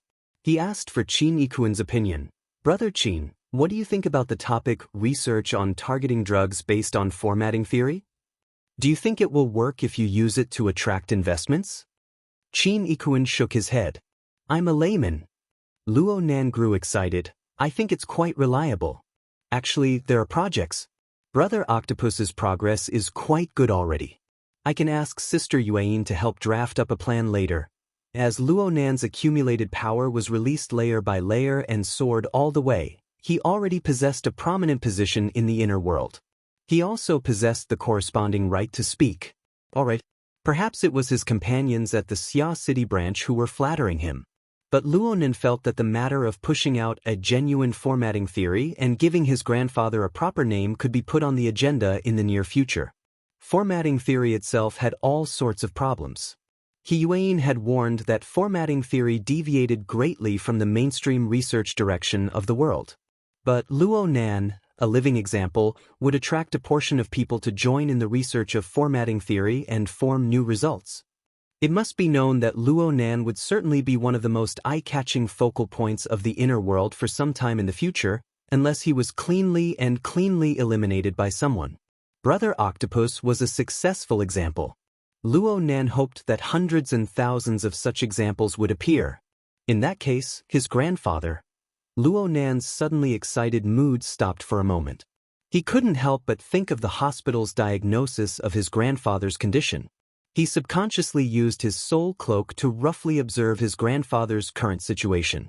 An old man, who was already emaciated and deformed, was wrapped in a thick blanket in the hospital room. He sat on the bed and stared blankly at the pattering, freezing rain outside. Luo Nan didn't know what this rain, this city, And this world looked like in his grandfather's eyes. The severe symptoms of schizophrenia caused everything before this old man's eyes to transform into the harshest and most realistic of illusions. In this unchangeable and distorted world, even the most rigorous rationality had to yield to the patient's instinctive feelings, creating absurd logic. Even for the patient, it was still rigorous and thorough. It was impeccable. Reality was just this sorrowful. Luo Nan's soul cloak gave him an astonishing range of perception, but it also made it impossible for him to avoid this reality. He didn't even have the chance to buffer. But perhaps it was because of the continuous advancement of his cultivation and the influence of his glorious battle achievements, Luo Nan had a marvelous confidence and premonition right now. Perhaps it was a misconception. In reality, this wasn't something that suddenly appeared. It had formed a long time ago. Just if his grandfather always adhered to the logic of formatting theory, then perhaps the only person who could communicate with him would be Luo Nan himself. Even if he couldn't do it right now, sooner or later he would discover a docking window as his understanding and application of formatting theory deepened. Luo Nan had once thought of using a psychic's drawing to try it out, but now that he thought about it, it was quite unrealistic. Due to the aggravation of his schizophrenia, the heavens knew what the drawing looked like in his grandfather's eyes. Only by truly connecting their minds could that tiny bit of possibility be unearthed. Luo Nan turned his head to face Reiwen when his thoughts reached this point.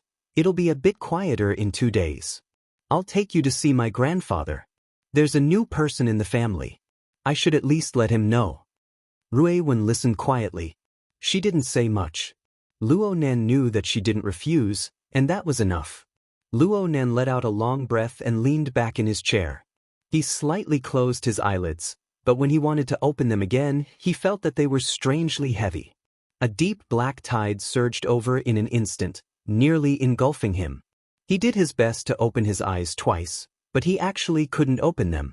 He nearly wanted to fall asleep, but he was suddenly startled in his daze. He suddenly exerted strength and broke out in a layer of cold sweat. Only then did his drowsiness disappear a bit. Mr. Luo? Qin Ikuin noticed Luo Nan's mental state. He was a bit worried. You should sleep in the car for a bit. You haven't slept for nearly 40 hours. It's nothing. I was just thinking about something. Luo Nan told a completely unconvincing lie and said, "Open the car windows. Let some air in." This didn't quite meet the security requirements, but God, who sat in the driver's seat, still did as he was told. As the car windows were lowered, the air currents brought about by the high-speed travel, along with the freezing rain and cold air, surged in. This caused Luo Nan's mind to shake, and quite a bit of his drowsiness disappeared. However, he understood very well that this was a temporary phenomenon. Not sleeping for 40 hours wasn't a reason for him to be sleepy. With his current level of cultivation and attainments, not sleeping for 4 days was no big deal. However, the current situation was different in the end. The root of everything was still the soul cloak that he had unfurled with all his strength. From Luo Nan's perspective, as long as the large production line of his closed system operated endlessly, the area covered by the soul cloak could endlessly expand outwards. The area covered by the soul cloak had already been pushed out nearly 600 kilometers, not counting the area on land. Moreover, it showed no signs of stopping. It was because of this that Luo Nan was able to accurately lock onto Jin Tong's position within the boundless ocean. He set up an ambush and killed this heavily injured extraordinary in the shortest amount of time possible. But the matter of expanding the range was the natural result of his closed system and his special interference method. It was just like stuffing things into a hard drive. The framework was there. It was a matter of course. Anyone could do it. However, to sort out a logic that ran through everything from beginning to end within a hard drive that was crammed full of information, and to perform efficient calculations in a timely manner, the difficulty had risen by more than a single level. In the cloud world, the range of Luo Nan's soul cloak's expansion was much vaster than in the cloud world. It was just that the environment there was relatively monotonous and the targets were limited. There was no need for any calculations at all. But in Xia City, he needed to sort out and quickly process all sorts of information within this vast region. This included, but was not limited to, 20 transportation layers, 24 administrative districts, several dozen professional employment organizations, over 100 dangerous targets from the inner world, and countless dangerous nodes and locations. After all, no one knew when or how a fatal crisis would befall him or any of his loved ones. Luo Nan undoubtedly felt guilty for creating such a situation. This was no longer just a problem of energy and ability. It also included straightforward pressure and suppression. Luo Nan thought about the matters of his loved ones in his mind. A considerable portion of them were precisely the deformed embodiment of this pressure. Right now, the pressure was as great as a mountain, and the exhaustion of his mental strength was severe. But he needed to maintain a calm demeanor in front of others, especially Rue Wen. Otherwise, how could he display the responsibility he should have? However, these days could not continue for too long. Luo Nan intentionally diverted his attention in order to avoid being assaulted by his fatigue once more. His eyeballs swiveled, and his gaze stopped at the front control screen. A video program was playing there. God had turned it on after getting in the car. God and Qin Yikuan were both professionals. Their professional standards were extremely high. Normally, when they were driving and executing missions, they would not be distracted by other matters. But right now, they were paying attention to this program because it was relatively sensitive and closely related to the mission. Right now, the program was displaying a certain region in the outer seas of Xia City. The Hill of Bones was floating on the surface of the sea. Luo Nan had nothing to say. Is Zhang Ji still broadcasting live? Qin Yikuan answered, right now she's only providing the live footage. The main point is still the analysis of the experts. God increased the volume of the program as he spoke, and he transmitted the image to the audio and video system in the back seats. Without the stimulating, immersive scene, the appeal of Zhang Ji's live broadcast would drop by over half. Right now, they were faced with this extremely topical topic, but there was no straightforward answer to the Hill of Bones. It was the turn of the experts from all walks of life to step onto the stage and display their talent for nonsense. It was reasonable to say that the most important question was who created the Hill of Bones. However, a large portion of the energy of the experts from all walks of life wasn't focused on this. Instead, they were focused on the accumulating gold beneath the Hill of Bones. This dual-purpose ship possessed a very strong symbolic significance, especially when the search work continued. More and more corpses and remains of the members of the 5 metal hunting group were found in the surrounding seas. The topic of discussion inevitably pointed towards a most crucial point. The 5 metal hunting group was nearly completely annihilated. This was something that could already be confirmed. But had the true soul of the group, Jin Tong, already melted into this hill of bones? Not even his bones remained? Or did he rely on the inconceivable abilities of extraordinaries to avoid death? Whether he lived or died, whether he survived or perished. This determined the nature of this matter. Aside from this, even if the number of people who died was multiplied by 10, it still wouldn't have any decisive significance. And for the Xia City branch, the focus of their attention was different. Qin Yikuan spoke in a low voice, looking at the intelligence from the various airlines and various internal transportation points. I'm afraid that there will be a large number of people entering the country in the next few days. The intimidation generated by this live broadcast is lower than we expected. If Her Majesty Empress Wu could. Sigh. Qin Yikuan felt that it was useless to say anything more when he spoke to this point. He shook his head and shut his mouth. However, Luo Nan already understood what Qin Yikuan meant. He shook his head as well, but the meaning behind Qin Yikuan's words was quite different. 16 billion. 2 out of 1,000. The vast majority of people will be tempted. But the ones who are tempted and have the power to act will always be a small portion. Qin Yikuan found Luo Nan's words strange. The problem is that since these people have the power to act, they won't easily let go. If we can't stop this momentum, then it can only prove that we haven't killed enough of these fellows with the power to act. Qin Ikuan was speechless. Luo Nan's eyelids trembled slightly. He was still restrained by his drowsiness. His voice was a bit indistinct. A few days ago, I participated in Charlie and Tian Lai's funerals. I thought through a problem. Since we are all part of a large network of social relationships, a certain lack will cause discomfort. People will habitually make an issue out of this network. Those people treat me like this. And if I want to counterattack, killing a few people will affect many more people. I will be exhausted from running for my life in the future. Brother Qin, don't you think this makes sense? Qin Ikuan was unable to respond. God looked over through the rearview mirror. This young genius in the eye of the storm. Has he finally revealed his worry? Luo Nan's drooping eyelids covered his pupils. It was impossible to see what he was thinking in the end. On the program, the rather die-hard faction and the rather lively faction were still arguing. If they could fight, the two sides would certainly beat the brains out of each other. Luo Nan could only think in this clamorous and lively atmosphere. Fortunately, there is a phenomenon in this world. It's called birds of a feather flock together. The freezing rain fell without end. The infrastructure of the high-altitude stratum was good, but it was indifferent to this. However, the feeling of watching the rolling muddy water form a line in the recycling stratum as it fell from the sky wasn't that wonderful. According to statistics, 14 of the 24 administrative districts of Xia City possessed the recycling stratum. The Western City District and the 4 satellite cities had the most recycling stratum. This was because these places were the gates to the wilderness. They were also the sewage outlets that poured out the city's garbage, in various senses. At the same time, they were also the flow points of gray capital. Setting up a welfare home here was actually a very subtle matter. It was very easy for people to misunderstand. Those who knew the ropes would ask what the code of the dark web was.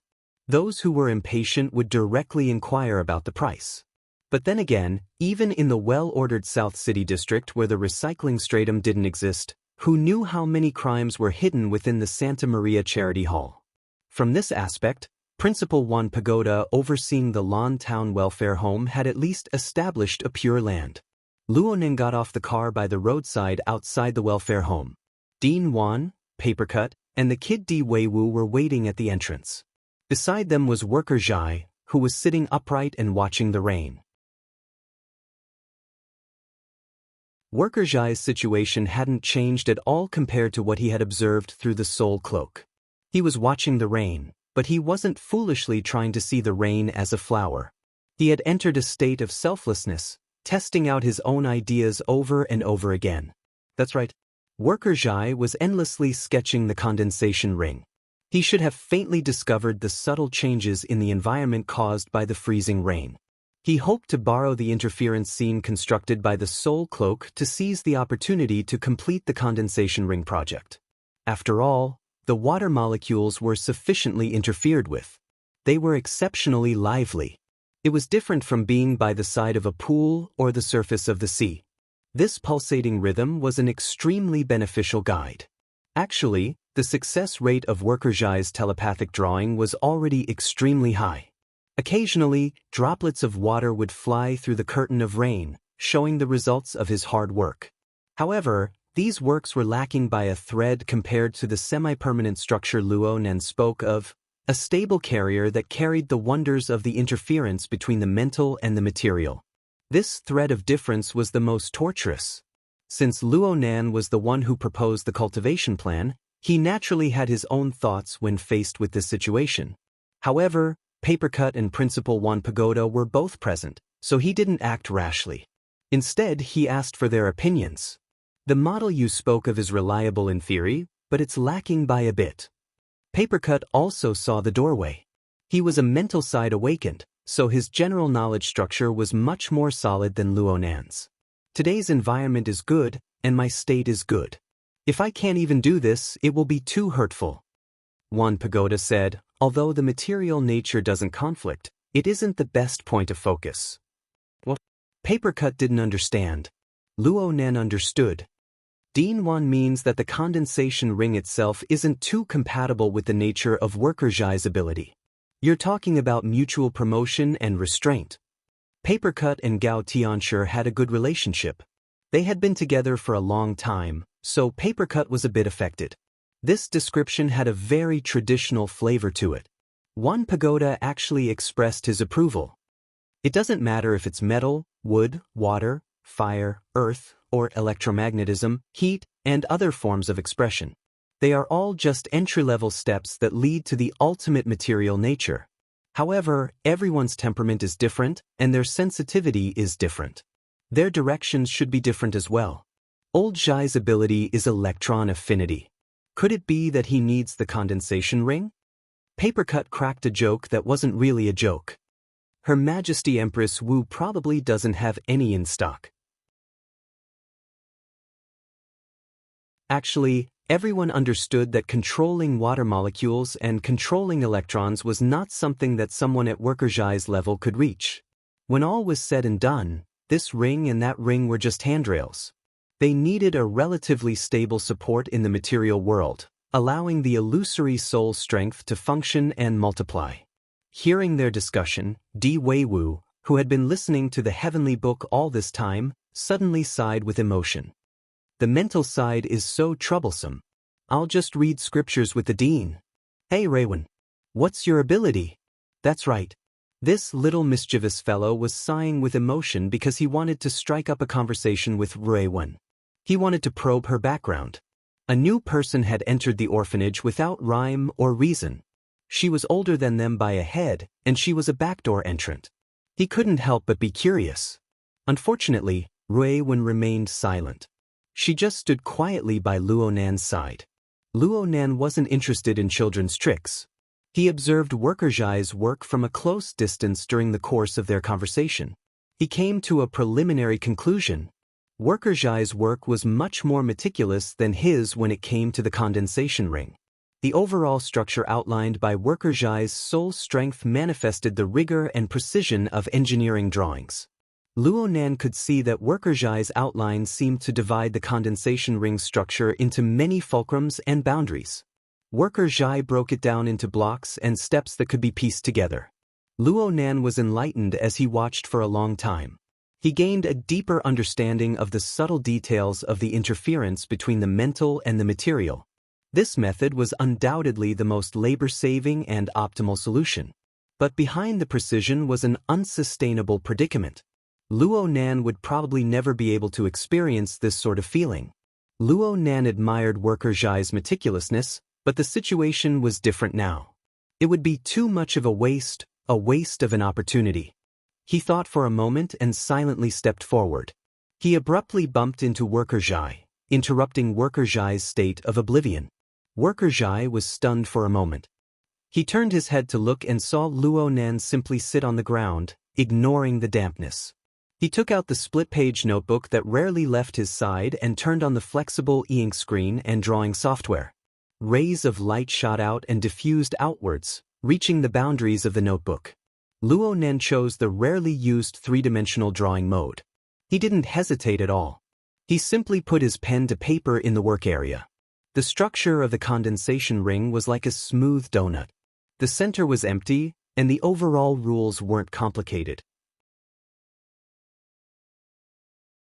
However, this sort of three-dimensional curved structure was extremely difficult to draw by hand, compared to forming it with one's thoughts. Smooth lines required considerable professional skill. Luonan and Worker Zhai both had this. Worker Zhai could see that Luonan's composition, lines, and so on were beautiful, but they weren't particularly precise. They were more like freehand strokes. It was undeniable that this method was exceptionally smooth. Soon, the projection area was filled with over a dozen similar structures. Luonan even turned on the animation effects, causing these donuts to flip back and forth. Then Luonan crooked his finger at Di Weiwu. Come Weiwu, I'll show you a magic trick. Blow on these donuts. They'll be a surprise. Are you trying to coax a child? If you don't come, I'll have your sister Raywen blow. Sister? Di Weiwu was shocked. This was a situation he never imagined. He instinctively looked at Raywen's chest. Luonan flicked a raindrop with his finger, and it hit Di Weiwu on the forehead. "Are you going to blow or not?" "Blow! Watch me blow your cowhide off." Even though Luo Nan said this, Di Weiwu still moved forward with great interest. He puffed his cheeks and fiercely blew on the painting area. It was at this moment that the dozen or so donuts in the work area seemed to be brushed by the airflow. They floated out from the bound light of the work area. They seemed to be stained with special light powder, and they transformed into glowing bubbles that changed shape and scattered outwards. "Wow, this is cool," Di Weiwu praised loudly. He was completely unaware of the difficulty of producing a similar scene. Luo Nan's method was inspired by the Order of Justice. Back then, the Order of Justice had used a projector to construct the structure of the sacred space. There was also the Myriad Towers. They had used a similar method to test Xie Junping and Du Yong's attainments in the mystic arts. Compared to the projector array, Luo Nan's method embodied the interference effect of soul strength turning the void into reality. His method of using interference strength to draw in light was even more breathtaking. Of course, the magic trick was just a gimmick. The true value of this method was revealed later. The glowing bubbles rapidly shrank at a visible rate. A small portion of them collapsed due to structural instability, but most of them shrunk to the point where it was hard to see with the naked eye. This was because the work area of the flexible screen was loaded with the glimmering energy of the glimmering screen. It released rays of light that were like the eye of a needle. 2 seconds later, these rays of light transformed into resplendent pearl-like light. This was because the structure of the condensation rings had successfully gathered water molecules. The water droplets refracted light.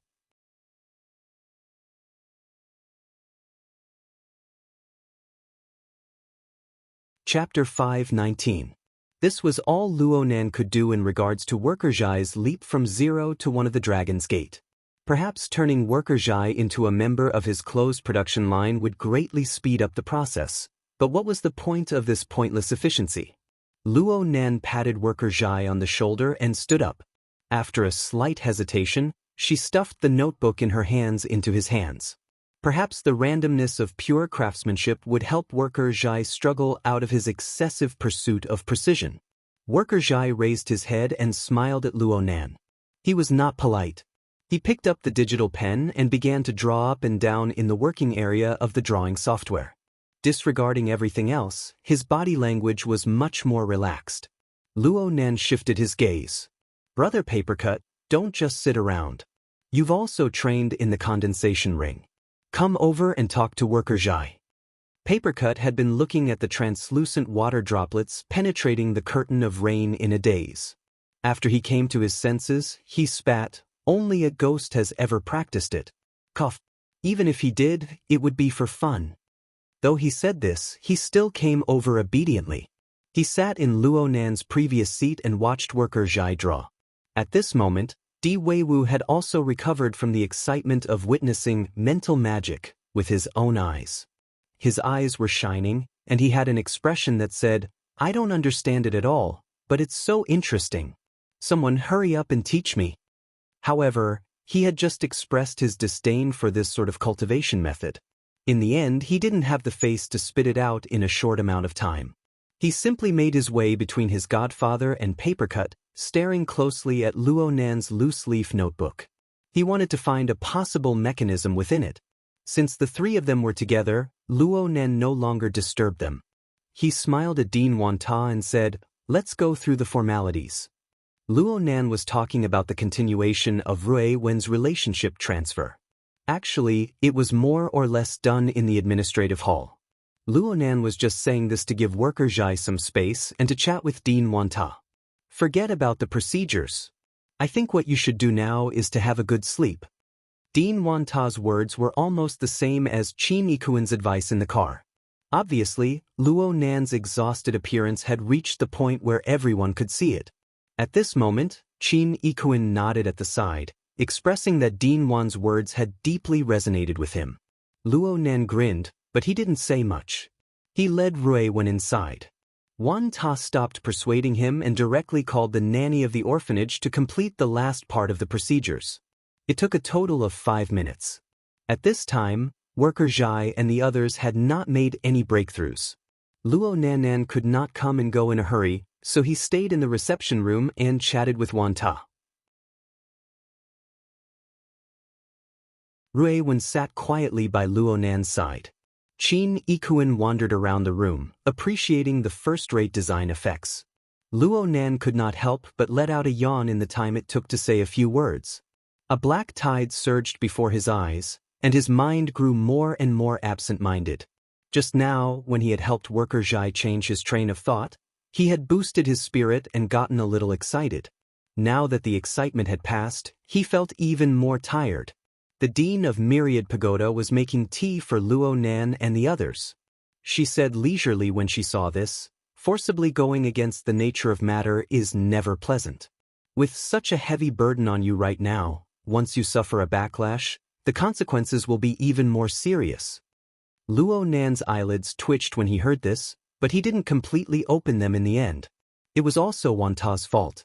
The reception room he designed had maximized the livability and comfort factor. Sitting on the old sofa, one's body would feel soft and unconsciously relaxed. But now was absolutely not the time for him to relax. He couldn't sleep no matter what. Right now, the entire world was watching Xia City. Countless ability users were rushing over. Since it was unknown whether Jin Tong was alive or dead, these people held quite a bit of wishful thinking. The more wishful thinking they were, the more dangerous it was.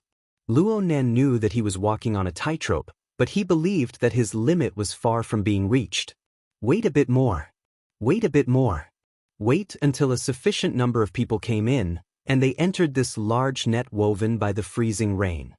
The hexa ear vibrated slightly, and Luo Nan's telepathy swept over. He was dazed for a moment before he confirmed the relevant information. It was the OK hand signal sent by the octopus. Luo Nan responded, "Thanks. I'll go get it from you in a bit. Don't forget that this is Shangding." This short sentence displayed the grief and indignation of the researchers who had been forcibly transferred. Luo Nan laughed for a moment. Only then did he hear Wanta's voice enter his ears. The sensitivity of nerve cells to information will decrease under a state of suppression. If something goes wrong right now, it will be very hard for you to react. This isn't decided by the range of your senses. Luo Nan quivered. His eyelids completely opened as he looked at Wanta. This sentence was much more straightforward than the previous one. This leader of the Order of Creators clearly had a certain understanding of the current state of affairs. Moreover, he was aware of a deeper level of information. Luo Nan looked at Wanta. Qin Ikuan, who had turned to the corner of the reception room, cast a stunned gaze toward Luo Nan. The bodyguard also heard some clues from Wanta's words, but he still didn't dare to make a rash judgment. Wanta noticed the change in Qin Ikuan's expression. His brows slightly furrowed. Only now did he realize that Luo Nan's actions were actually hidden from even his own bodyguard. His previous words were a bit careless. Luo Nan laughed and sighed at this time. This is a helpless move. However, even you, Dean Wan, know about it. The speed at which news spreads is truly beyond imagination. Wanta laughed when he saw that Luo Nan didn't care. But his following words were a bit more conservative. The Starry Sky Club is the outer circle of the inner world. Relevant missions have indeed been posted. Especially this morning. Information related to 16 billion and 2 out of 1,000 was posted all over the high-level mission area of the club. However, the Xia City branch should have already exerted pressure. They have already been cleaned up. Rui Wen raised her eyes from beside Luo Nan when he mentioned the words 2 out of 1,000. Her gaze streaked across Wanta's face. It was like an incorporeal strike that tore apart the light in the room. Then everything returned to normal. Wanta was a bit startled. Luo Nan followed up with a topic, only on the surface, right? Yes, that's right. There should still be people on the internal dark network. People have sent out employment invitations to religious people like me. Wanta was magnanimous. He only treated this information as a topic of conversation. It could also be considered a reminder. Luo Nan actually already had a relevant concept. The Yuan had always been sending him relevant information, allowing him to have an intuitive understanding of the situation. Compared to this, he still wanted to discuss a more realistic problem with Wan Ta. It's inevitable that people will be restless. However, Dean Wan, is it really that easy to see through matters related to coverage? That's not true. Wan Ta was a researcher and preacher. He didn't have much interest in secular matters. Seeing that Luo Nen didn't mind, Wan Ta took the initiative to bring up relevant matters. Wan Ta turned to this domain. Pure interference on the microscopic level doesn't have much of an effect. Others might not be able to detect it. It's just that evil thoughts and killing intent are too much. This sort of negative emotion is like dust pollution. Oh, I'm sorry. It's just a general idea. I understand. Luo Nen nodded toward Wan Ta. They were talking about the condensation ring as the core of the soul cloak, which was the interference scene. It was also the substantial background of the freezing rain in Xia City. Luo Nen paid abnormal attention to the concealment of the soul cloak. This was because it involved not only his plans in Xia City, but also his goals in the cloud world. From last night until now, everything about this toy was good. The only thing lacking was its concealment. This made Luo Nen a bit worried. After all, he had used the soul cloak to monitor Gong Qi for a long time in the cloud world. If the concealment was unreliable, then a considerable portion of the information he received over the past few days would be wrong. Luo Nen no longer cared about Qi Nikuan's thoughts. He followed Wan Ta's words and made some adjustments. Then he asked, "What about now?" Wan Ta shook his head. "Since I already know, there's no reason to overlook it. You and I may be in the lawful camp, but the orders we rely on are different. It's hard to avoid conflicting senses. As for the source, if you hadn't come personally, it would have been hard for me to lock onto it. This doesn't seem like your true core order. The binding force it gives off isn't that strong. I mostly use it to sense and gather information." Luo Nen was a bit disappointed with the concealment of the soul cloak, but he had no other choice. He could only pay attention to it in the future. Then he sighed with emotion. It's convenient to use, but the pressure is a bit great. Luo Nen remembered what Peony had said to him during the incident at the municipal plaza. It was an enormous challenge for any psychic ability user to gather information from several 100,000 people at once.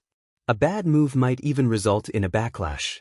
Back then, Luo Nen used his unique clairvoyance mode to greatly reduce the relevant information. He extracted the essentials of the information and resolved this problem. The range of Luo Nen's mental senses, supported by the soul cloak, no longer covered the municipal plaza. It covered the vast expanse of Xia City and its surrounding regions. This was an enormous plate of information spanning nearly 100,000 square kilometers and over 200 million people. Even with the simplification and filtering effects of the life sketches, the enormous amount of information far exceeded the limits of what Luo Nen could handle. An unending supply of soul strength did not mean that there was no limit to the heart strength. In fact, the heart strength was rooted in the foundation of the human skeleton. The brain consumed energy at every moment, and at the same time, it emitted waste heat. There was an upper limit to the operating speed of this low-end version of the biological computer. The source lay in the material structure of the brain. Even though Luo Nen's physical fitness was incomparable to the past, far exceeding that of an ordinary person, it was impossible for him to cover all aspects when faced with such an enormous flood of information. Right now, he could only abandon the vast majority of the information flow inside. He could only place the danger and stimulation range at the ability user level. At the same time, he set up a sentry post around his family members. This sort of defensive measure was enough to guard against enemies like Jin Tong and the 5 Metal Hunting Group, who were accustomed to using extraordinary powers. However, Huiying also gave him a warning. As the information spread, the various powers of capital would come up with more tricks. Perhaps they were far from having the direct destructive power of Jin Tong, but from a practical perspective, the methods of capital were more varied, more secretive, and more impossible to guard against. Luo Nen deeply believed in this, but the more this was so, the more it was impossible for him to abandon the structure of the soul cloak. He had thought of many ideas. He had already applied to President Ouyang to increase the privileges of the computing space, transferring a portion of the pressure to the supercomputer resources of the branch. However, this sort of method required a layer of transformation. It was only suitable for analysis and prediction. It was impossible to react in time when serious unexpected situations truly occurred. Only Luonan himself truly understood the pressure he bore from last night until now. Other people were like Qi Nikuan, completely unaware of it, or they saw it as a matter of course.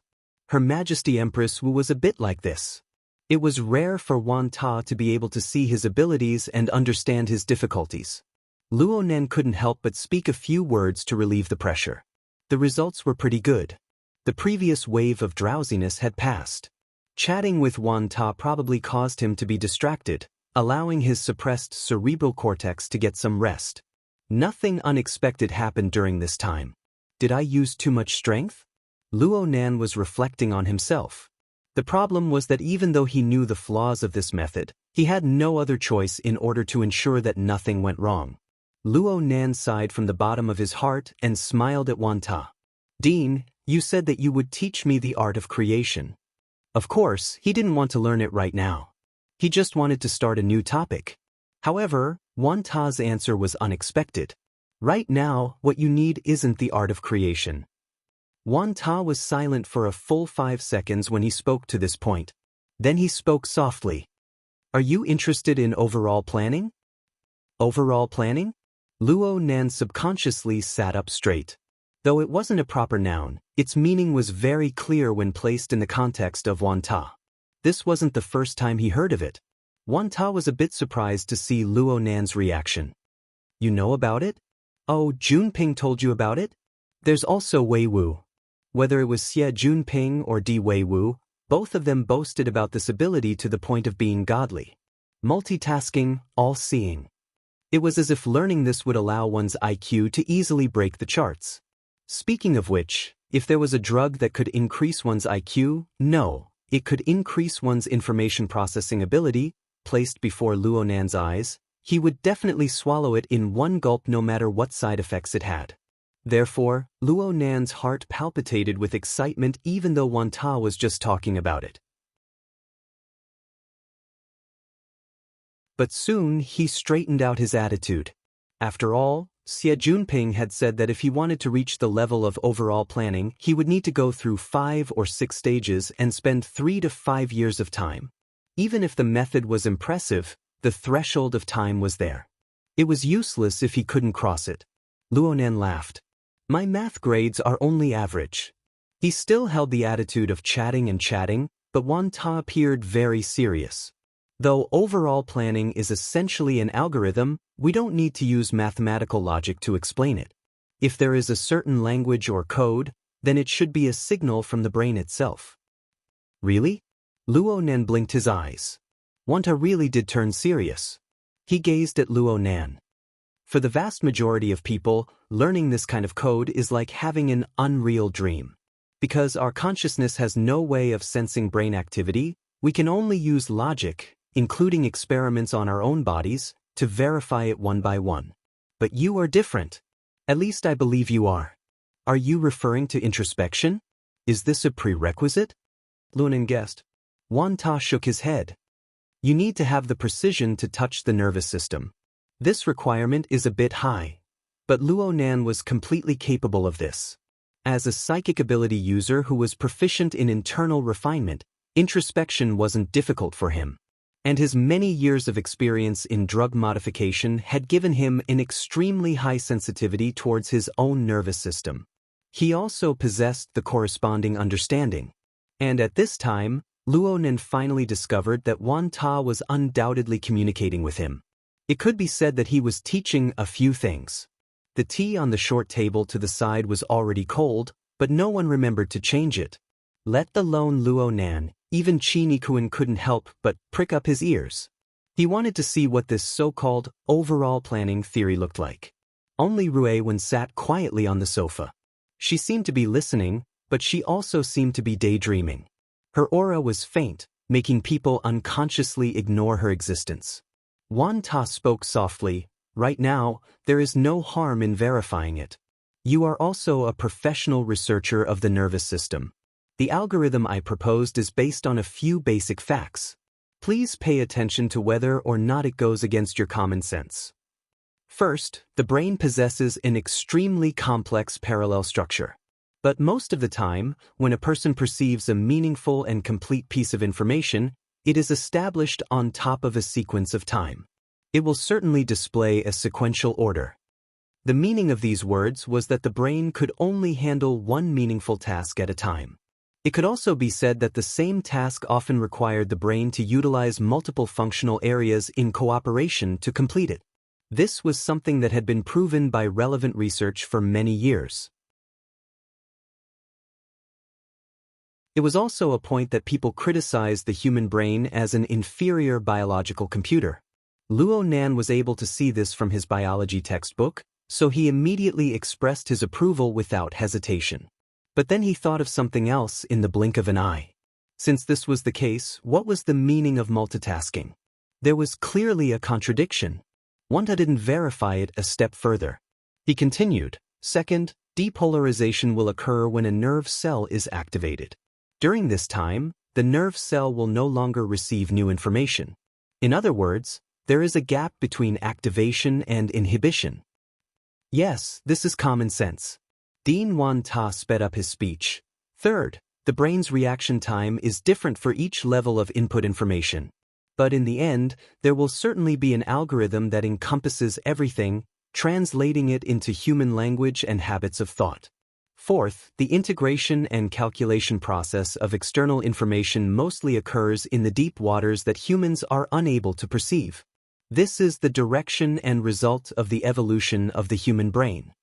Luo Nen only thought for a moment before admitting that there was nothing wrong with this. This was all basic knowledge in the relevant field. Even if there were some disputes, it was still feasible to talk about it. Wan Ta smiled. "You see, there is a division of labor, a gap, a difference, a direction, and a result. In this way, as long as one has the means of transformation, one can target one's own perception and thought, and follow a certain rhythm and a certain order to carry out dispatching, making it more efficient. This is all possible." Luo Nan slowly nodded his head, agreeing with this logic. Wan Ta summarized, "On this basis, the meaning of overall coordination is to adjust the reception and reaction rate of each level of information during the time that humans can form effective responses. This is to reduce mutual interference as much as possible, yet it is necessary to integrate efficiently. Finally, it is unified at the highest level of thought." Luo Nan pondered seriously for a moment. He scratched his head and said, "I roughly understand. Dean, what you mean is to grasp the rhythm of activation and inhibition of the nerve cell, to increase the level of information, to receive more information in the same amount of time. Oh, if the frequency of integration is increased, some perceptible thought processes may evolve into instincts. But this is a complete transformation of the brain's mental functions. Even if the large structure remains the same, how can the synaptic connections be added or deleted be in the billions? Even if the nervous system is extremely malleable, how can we grasp this direction and scale?" You're tuning in to the Passion Pages YouTube channel. We're so grateful for your support, and don't forget to subscribe to join us on this incredible journey through captivating stories. Your generosity through donations truly makes a world of difference, as it's the primary source of revenue that allows me to expand and enhance this channel for you. Thank you from the bottom of my heart for being a part of this adventure.